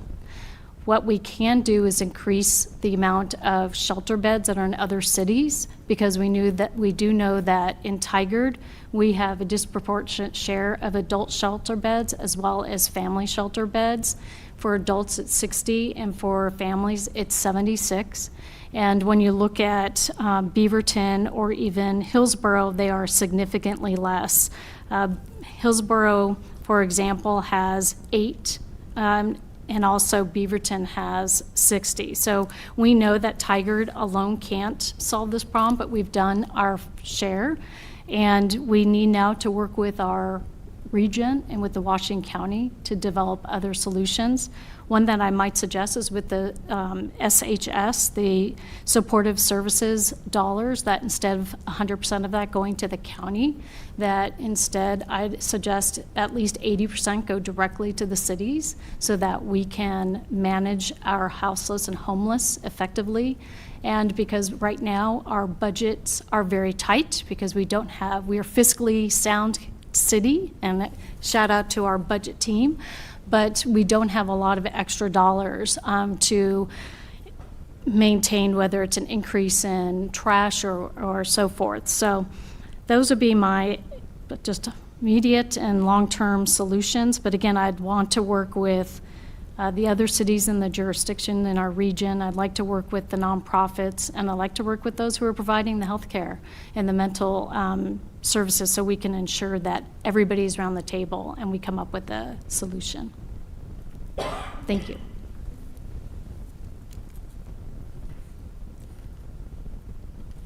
Hello, Councillor Shaw. So as we know, I am an independent, but some would consider our council relatively homogenous. My question is, and I apologize, it's dark.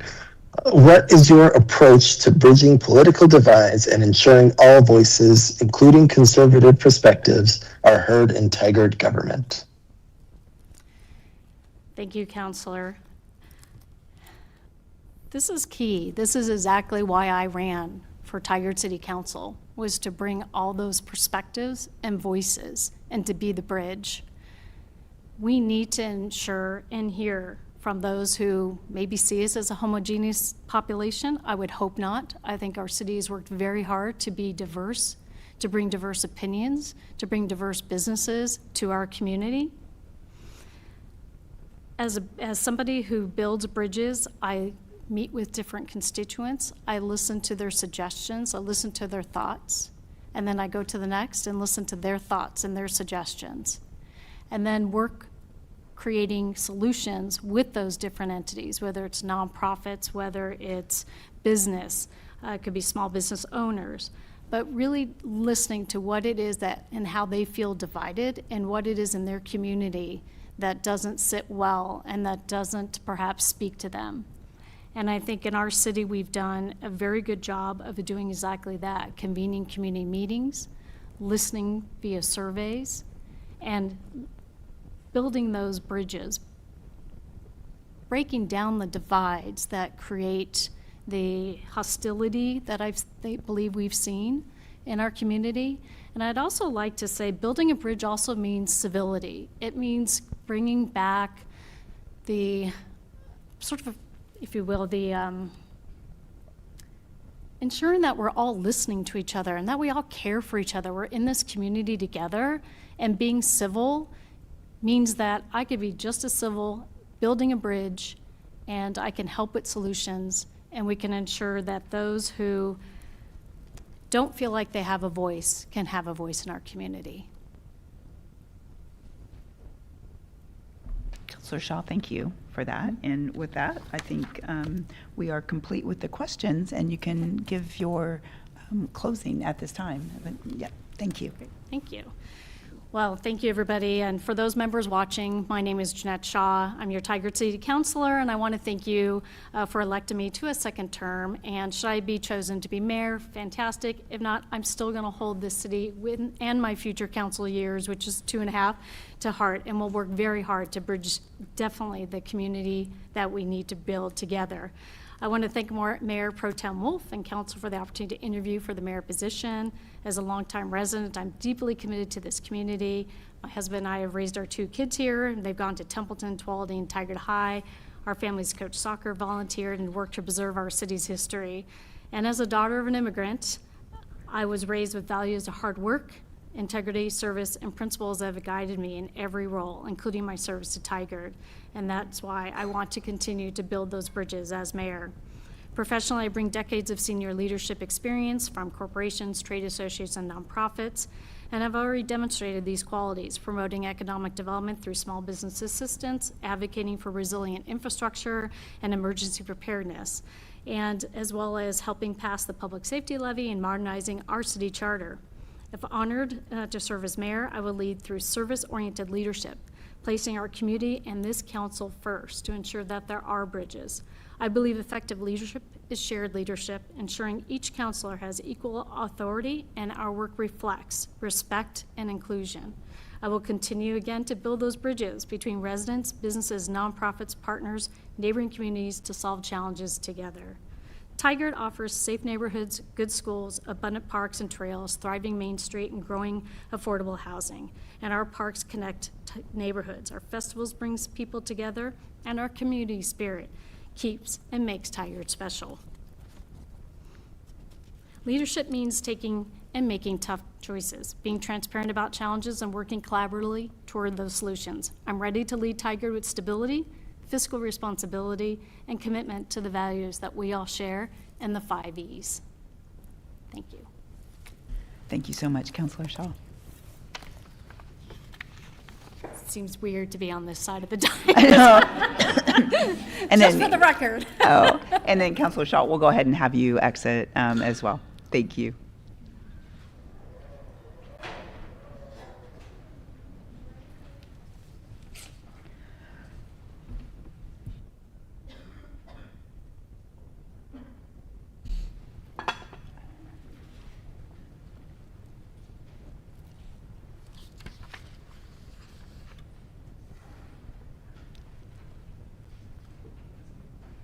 It's you. So Councilor Hu, just as a reminder, as you know, no introduction. We just kind of jump right into that with those first few questions, and then we'll walk through the 2 minutes will be up on the board for you for each question, and then you'll close with your statements for another 2 minutes. Thank you. So with that, I will kick us off with the first question. Oops, I had the wrong side. Let me try this again. What should the top goals of the mayor be, and how will progress be measured? Thank you, Mayor Pro Tem Wolf, for that question. I think the mayor's top goal really comes down to stability, safety, and trust. And within that framework, it's about keeping focus on priorities that our council has collectively set together. Things like public safety, smart growth, and economic development. I believe public safety is fundamental. We need to continue providing our police, our public work, and our emergency response with all the resources they can get, they need to keep our community safe, and also including pushing forward with our public safety and police facility to keep our city resilient when we need the most. When it comes down to smart growth, we have to plan our city carefully. Project River Terrace 2.0 is something that's very important to us. It's important that we bring more housing choices, but at the same time, we have to be mindful of livability issues, such as infrastructure, parking, parks, and roads. So that's something that we need to be very careful about. And as for economic development, it's about keeping our local business strong and attracting good jobs and creating an environment where both the employees and our business owner can thrive. As for measuring progress, it's about being transparent. So let's track them with clear benchmark, such as response time, infrastructure project, and community satisfaction, so people can see how we're doing. If we stay focused on this safety, smart planning, and healthy economy, we will build the stability and trust that keep Tigard moving forward together.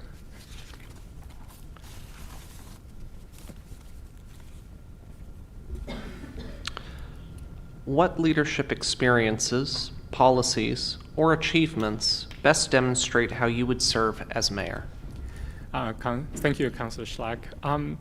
So for the past decades, I have consistently shown up and put in the hard work for Tiger, whether on the Planning Commission, Tiger Transportation Advisory Committee, and now on the City Council. As a member of the Planning Commission and later as its president, I have worked on several key projects that shaped Tiger the way it is today. Like they include Tiger Triangle Link Codes, which promoted mixed use and walkable community, as well as guiding the design of River Terrace 1.0, as well as Washington Square. And on the council, I have continued that work as council president, helping advance River Terrace 2.0 by appearing before Metro Council to secure $700,000 in planning grant. Also working with state legislature on Hall Boulevard transfer. And I'm very proud to say that I play a key leading role in helping securing about 80% of voter approval of our public safety levy renewal. In every role that I serve, I build trust by listening, collaborating, and follow through. I learned that leadership is not about being the loudest voice in the room. It's really about setting a tone, staying curious, and finding common ground.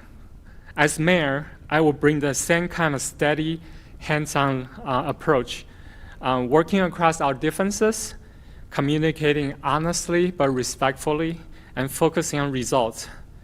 Tiger needs right now is a leader who shows up, who listens, and who follows through, and that's exactly how I lead. Thank you.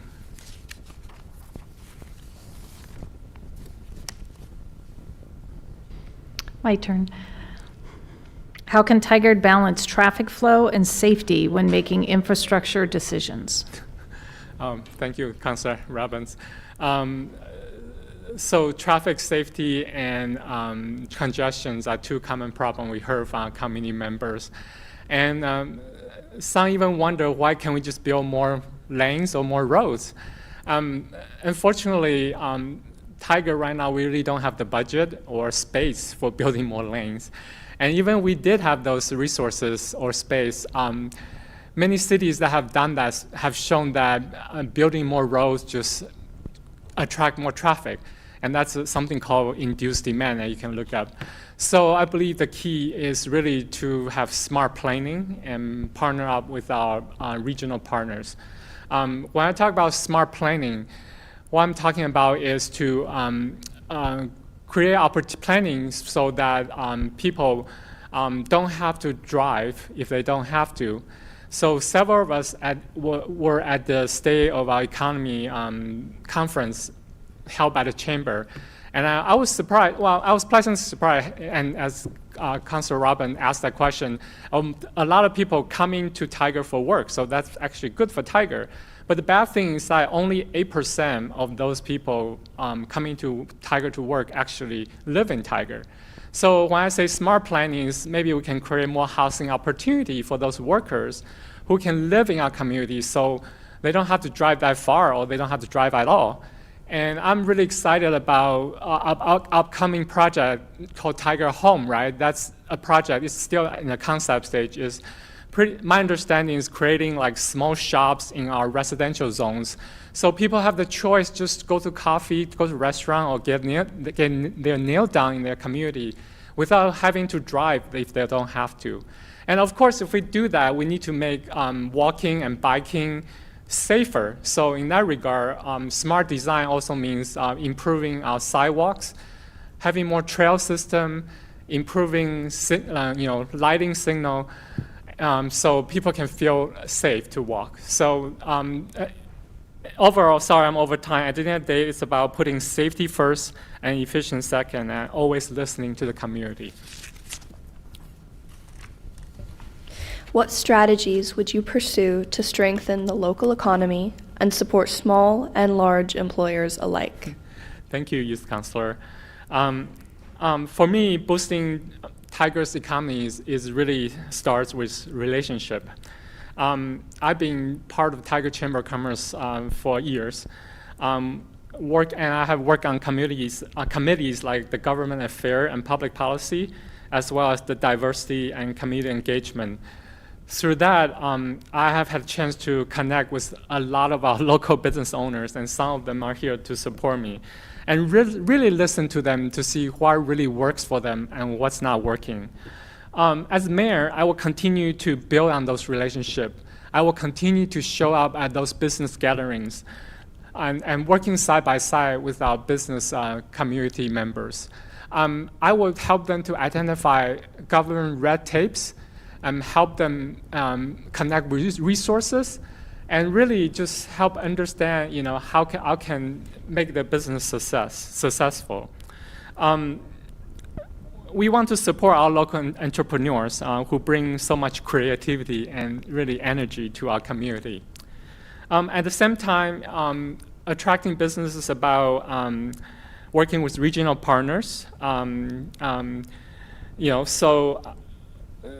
So we can get the basic rights, right? Like reliable infrastructures, access to childcare, workforce development and training, and affordable housing. Because I believe that when working families have what they need, our business will thrive too, because they were more willing to come here to work. So my approach is practical and collaborative. Listen first, find solutions together, and make a Tiger a place where both small shop and larger employer can succeed. Because I truly believe that when our business is successful, our city is successful as well.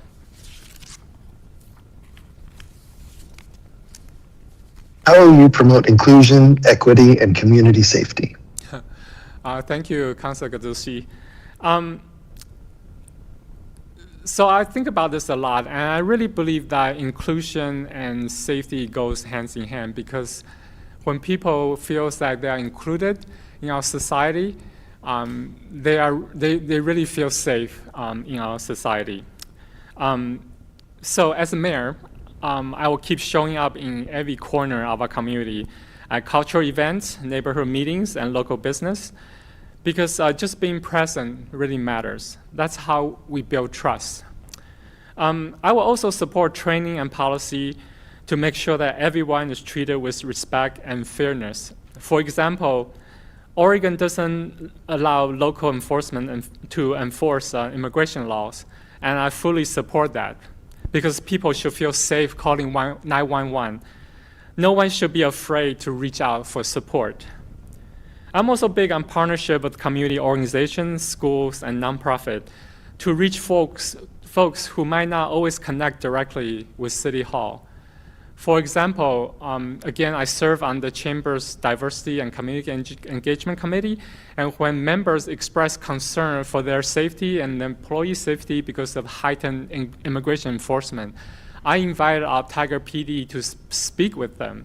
And I'm really grateful that Lieutenant Erickson come to speak with our minority business owners, just to provide, assurance that, we are here for everybody's safety, and that really goes a long way to build trust. So, to me, public safety is more than just about policing. It's about making sure that everyone feels included, heard, and confident that their city is there for them. When people feel like they belong, it's when real community safety starts.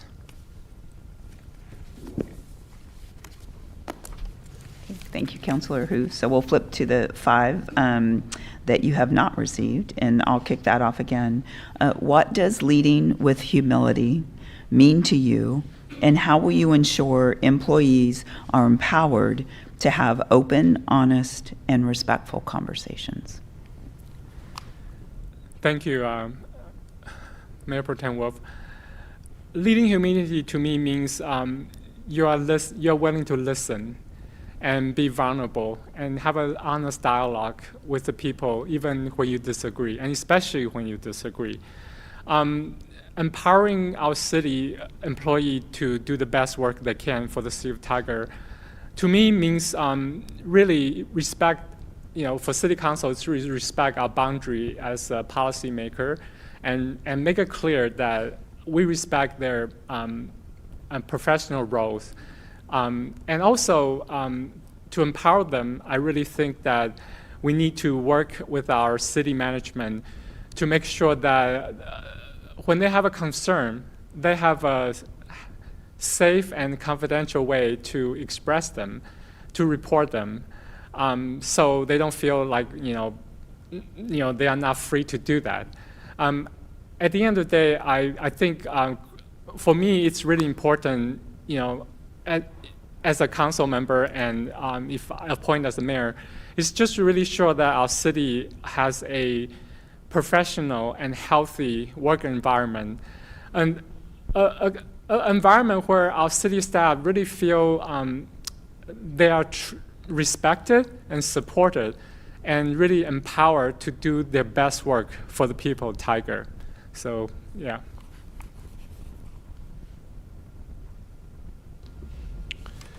How can we encourage trust between staff, leadership, and council? I feel like I answered some of that with regard to trust. I guess within council itself, I think it's important that we respect each other, we communicate each other, and we constantly remind ourselves why we are here in the first place.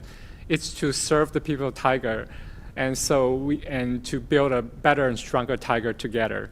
So in that regard, within the council dynamic, it's okay that we disagree, but we have to do so in a respectful way. And again, always remember why we're here. And for communications, even as counselor, I have constant one-on-one with all of you, and more than the other.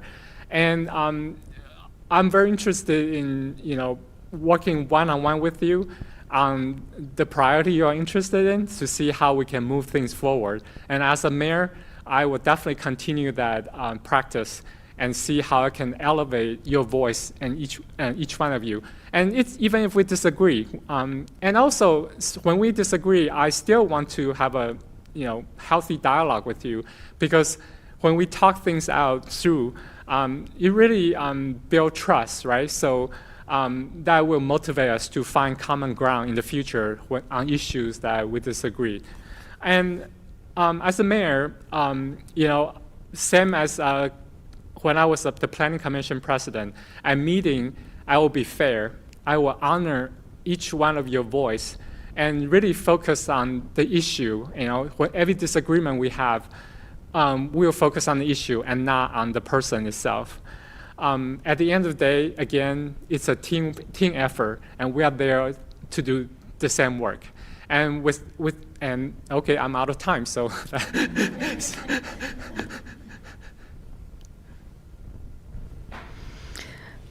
What should be Tigard's top funding priorities, and how should they be sustained during economic uncertainty? Thank you, Councilor Robin, for that question.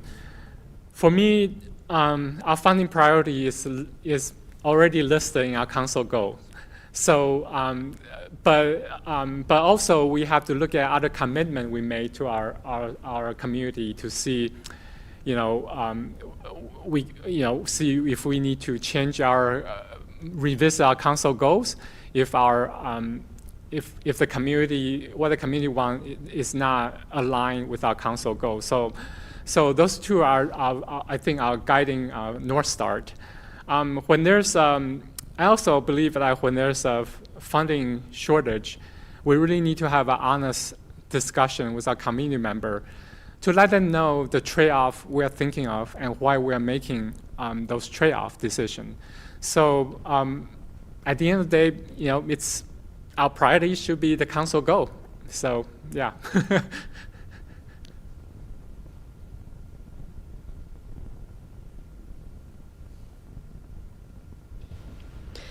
What intermediate and long-term solutions will reduce unsanctioned camping? Oh, yeah. Houselessness is a tough question. And Tiger is not alone, right? So, but I just want to say something positive about Tiger so far. And we've been a really strong leader and partners in addressing houseless problem.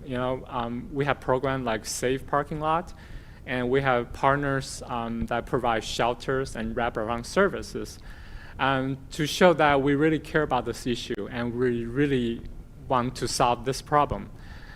But the bad news is that we all see the point in time that come out of county earlier this year. For every 10 people that we help secure housing, 15 new people became unhoused. So to me, that's really a regional problem. So we cannot so this to me is that we cannot give up, but we really need to focus on collaborating with our city partners, our partners at different levels, to really move forward with addressing the houseless problem. To me, and also it's important that we balance compassion with accountability, right? So unhoused people deserve compassion. They deserve our help and dignity. But at the same time, the people of Tiger deserve to feel safe in our community, and they deserve to have a clean and well-kept public space and sidewalk. So what that means to me is that we really need to continue to provide service, but we really need to focus on enforcement when necessary. So so that's, for my short answer, is balancing compassion with accountability.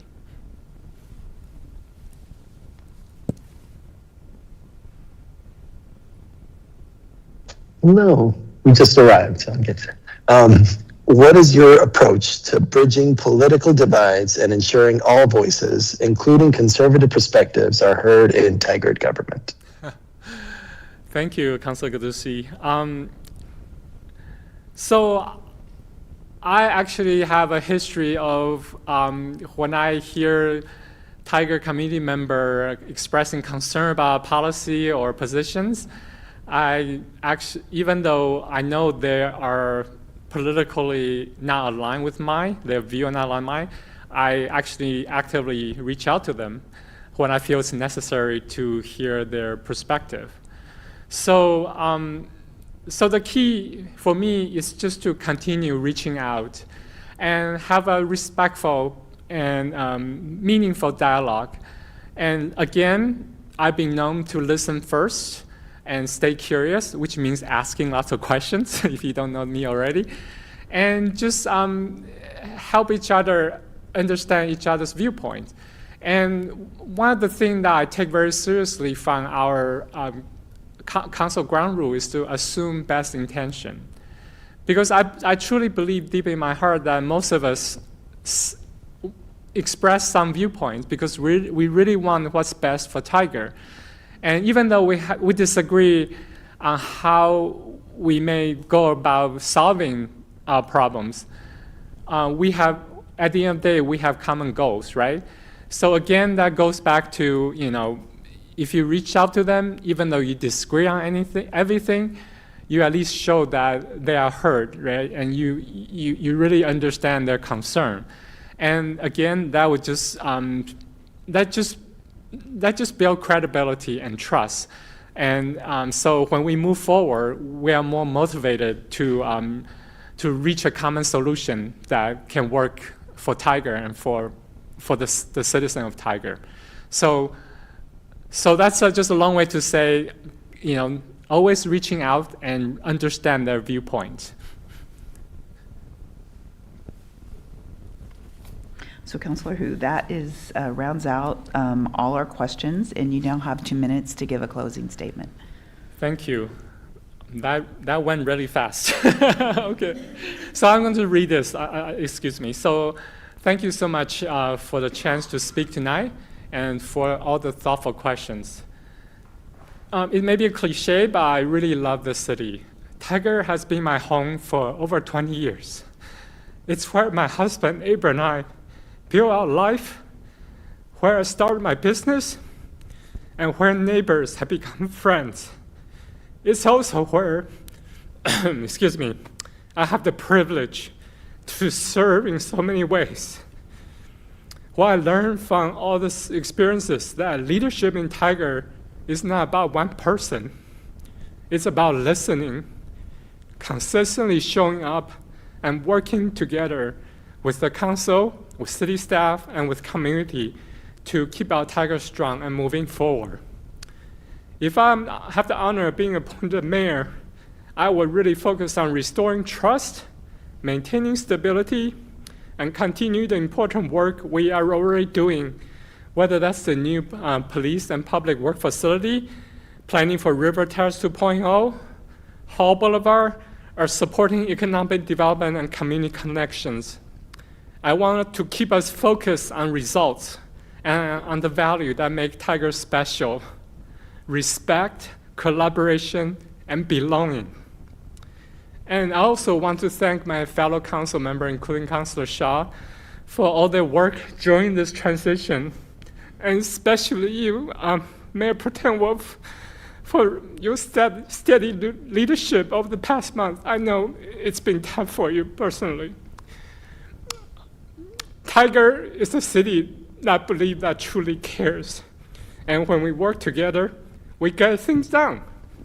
I'm ready to serve, to lead with respect, and to guide Tiger through this next chapter with honesty, teamwork, and my heart. Thank you so much for this opportunity. I'm sorry. Thank you, Councilor Hu.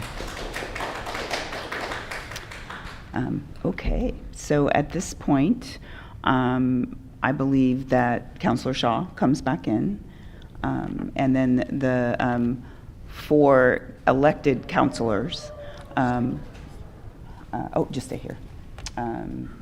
The 4, we're doing a little table or chair shuffling here, and we'll keep Councilor Robbins to my left.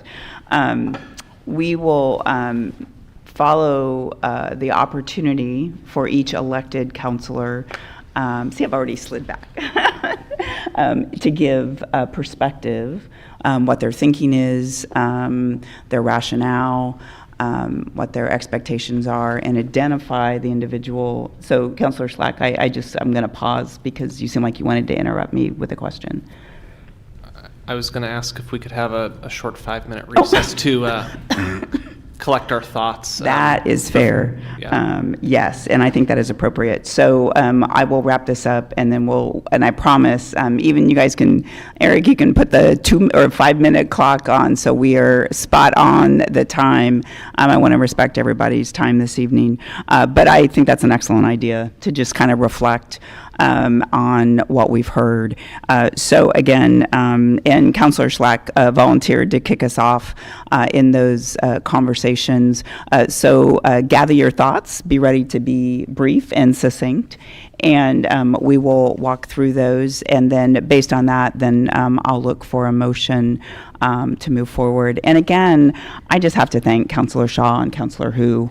You have been incredibly thoughtful, and it just really, you both demonstrated your passion and your care for the city, and you both would do us proud. So thank you very, very much. And with that, we'll have a 5-minute gather your thoughts moment, and we'll be right back. Thank you.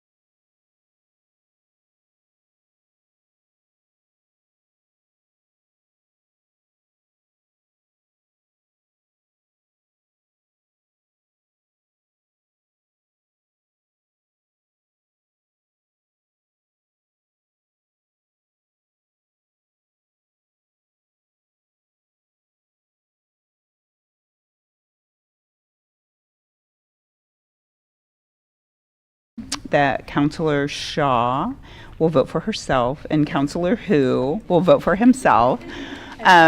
So assuming that is a fair declaration, what we're going to do right now, and again, so appreciate you, Councilor Halleck, being part of the process. This really does focus on the elected officials and our ability to appoint. So at this point, as I'd mentioned earlier, Councilor Schlack offered to kick us off. I will look to then Councilor Robbins, and then Councilor Gadusi, I will look to you, and then I will wrap up. At that point, please remember, give your perspectives, and please give an indication of who you are supporting, and then we will look for a motion, which of course Councilor Hu and Councilor Shaw will both be participating in that vote. So with that, Councilor Schlack, thank you for volunteering to kick us off. It sounded like a good idea before we started the process. Now I'm regretting it. Well, I'd like to just take this moment to thank both Councilor Hu and Councilor Shaw for their leadership and their willingness to serve as Tigard's next mayor. I've valued you both as council colleagues and really sort of mentor figures in my time being on council, and I really look forward to our work together over the coming months and years as council members, regardless of who is mayor. You both brought up some really great policy points this evening. Councilor Shaw, I really liked your points regarding homelessness response, and Councilor Hu, I agree with your smart planning perspectives, especially when it comes to River Terrace 2.0. And I really encourage you both to push forward with those ideas, regardless of what happens tonight, because we are a 7-member council. We each have an equal vote and equal say in policy matters. And when I hear great ideas that come up, say, in the budget process or in interview processes like these, I really want people to push forward with them, regardless of the result. I also want to thank the dozens of community members who submitted questions and many others who were engaged in the appointment process. I recognize that it was not ideal to go with an appointment process, although that's what the charter prescribed in this particular case, and I really appreciate our team members who made sure that we were able to engage with the community as much as we could over the last 2 weeks. I really encourage all of our community members who have been engaged with this process to stay informed and stay engaged with your city council and where it's going, especially going into the upcoming local elections in November 2026. At our last meeting, I shared my commitment to lead by example in this workplace and in this community, and my focus on getting the essentials right. Those are the criteria against which I'm evaluating our mayoral candidates tonight and my colleagues more generally. My decision tonight comes down to who I think has the greater potential to achieve the policy outcomes that our constituents need, and for that reason, I will be supporting Councilor Hu.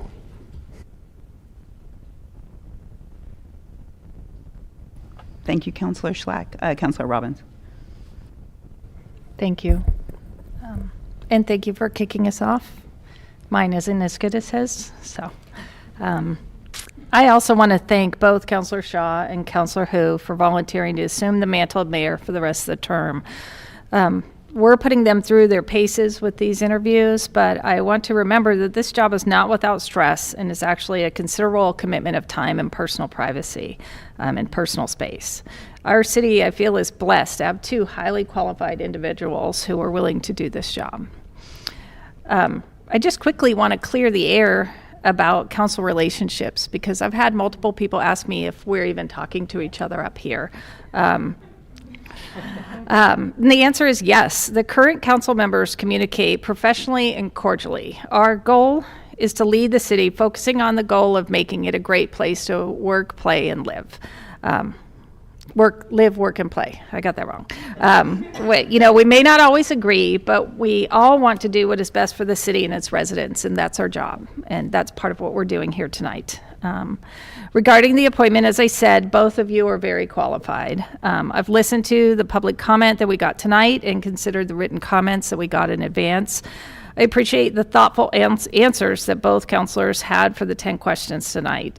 Both of you, your answers were really great, and it really didn't make this decision any easier. I look forward to working with both of you in the future, no matter who takes on the role as mayor, and I hope our working relationships can continue. Counselor Shaw has extensive connections with leaders at the local, state, and federal level, as shown by the multiple endorsements we receive from leaders throughout the region. Her political expertise has provided excellent perspective and strategy. She raised her kids in Tigard, and I know she has the best interest of our city at heart. She is a champion of economic development and has advocated for our seniors' interests since I've known her. She served on the Charter Modernization Committee that increased the size of City Council by 2 seats, giving me the opportunity to run. I served with her in the Social Services and Special Events Grant Subcommittee and found her to be thoughtful and collaborative. Counselor Hu also has lived in the city for 20-plus years. His legal expertise has added insight to our council deliberations and made me think about things in different ways. He worked tirelessly to campaign for the public safety levy and is hip deep in fundraising and campaigning for the bond that will be on the ballot in May. His work on the Planning Commission provides experience and perspective to tackle some of the issues we are facing, including the need for different housing models and infrastructure development. From what I've seen, Councilor Hu is out in the community more, at least as much, if not more than any of us. He shows up. He's made many valuable connections with community members, business owners, and nonprofit organizations. I have no doubt that each of these counselors would lead us with a steady hand, whether through a natural disaster or the everyday life of the city. One thing that's important for me is to choose someone who will help us as council move away from the idea that the mayor is a single leader or that we are a top-down organization. We do not have a strong mayor form of government in which the mayor serves as the chief executive. Tigard has a weak mayor form of government, as bad as that sounds, in which the mayor has a more ceremonial role. Executive powers are shared among the city council members and the city manager serving as the chief executive overseeing day-to-day operations. I want to work towards a paradigm in which council handles city issues, not just the mayor. We are 7 equal votes with different perspectives, but a common goal, and we're in this together. I believe Councilor Hu is the best choice to complete the mayoral term ending next year. Thank you, Councilor Robin. Councilor Gadusi. Thank you, Mayor Pro Tem Wolf. I still firmly stand by the fact that we should have left the position vacant until the next possible election, leaving you, Mayor Pro Tem Wolf, at the reins until then, whether or not you want to. I'm just kidding. But I'm excited to work with either of you as we move forward. And although you're both excellent candidates, I do feel that Councilor Hu does exemplify the 5 E's and a focus of the justice and upliftment and the concept of servant leadership that aligns with my vision for our future mayor. Thank you, Councilor Gadusi. And I will say, I'll take 2 seconds just to say I am grieving a bit. It is an amazing honor to serve this city.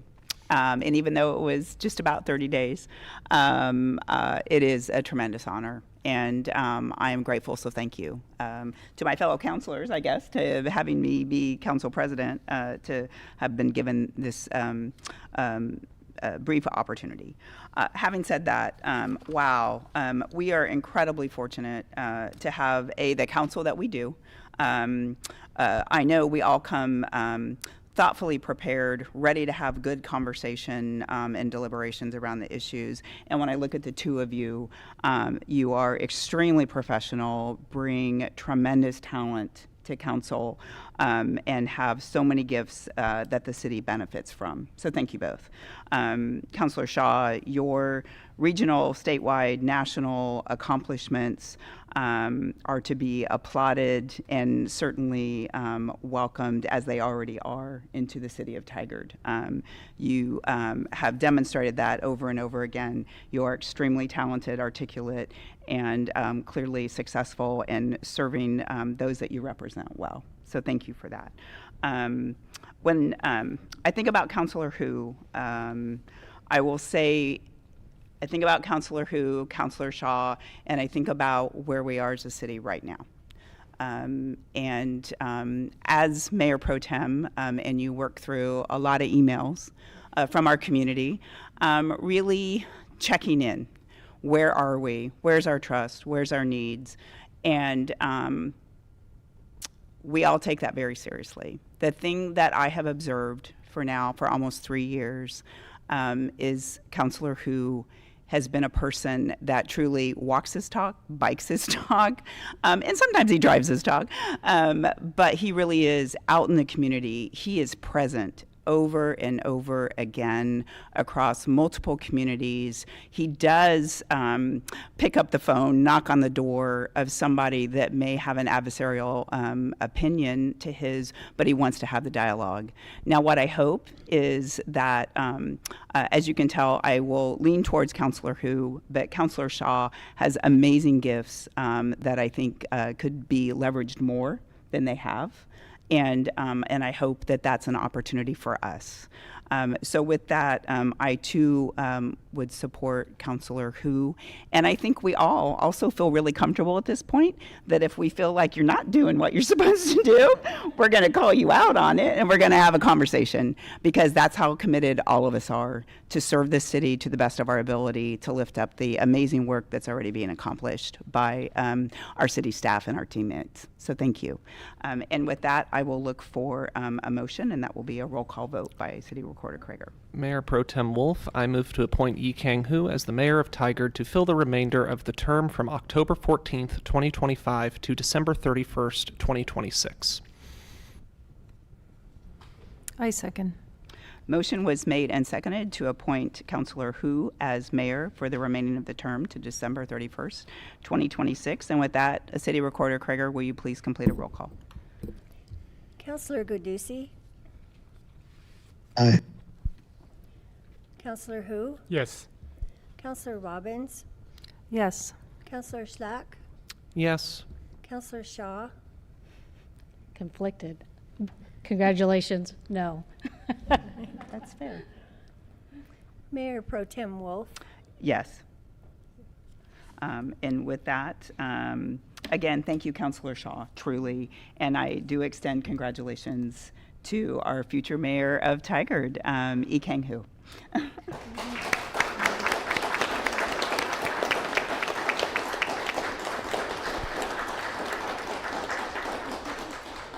So with that, we have no non-agenda items. We do not have an executive session, and we will adjourn.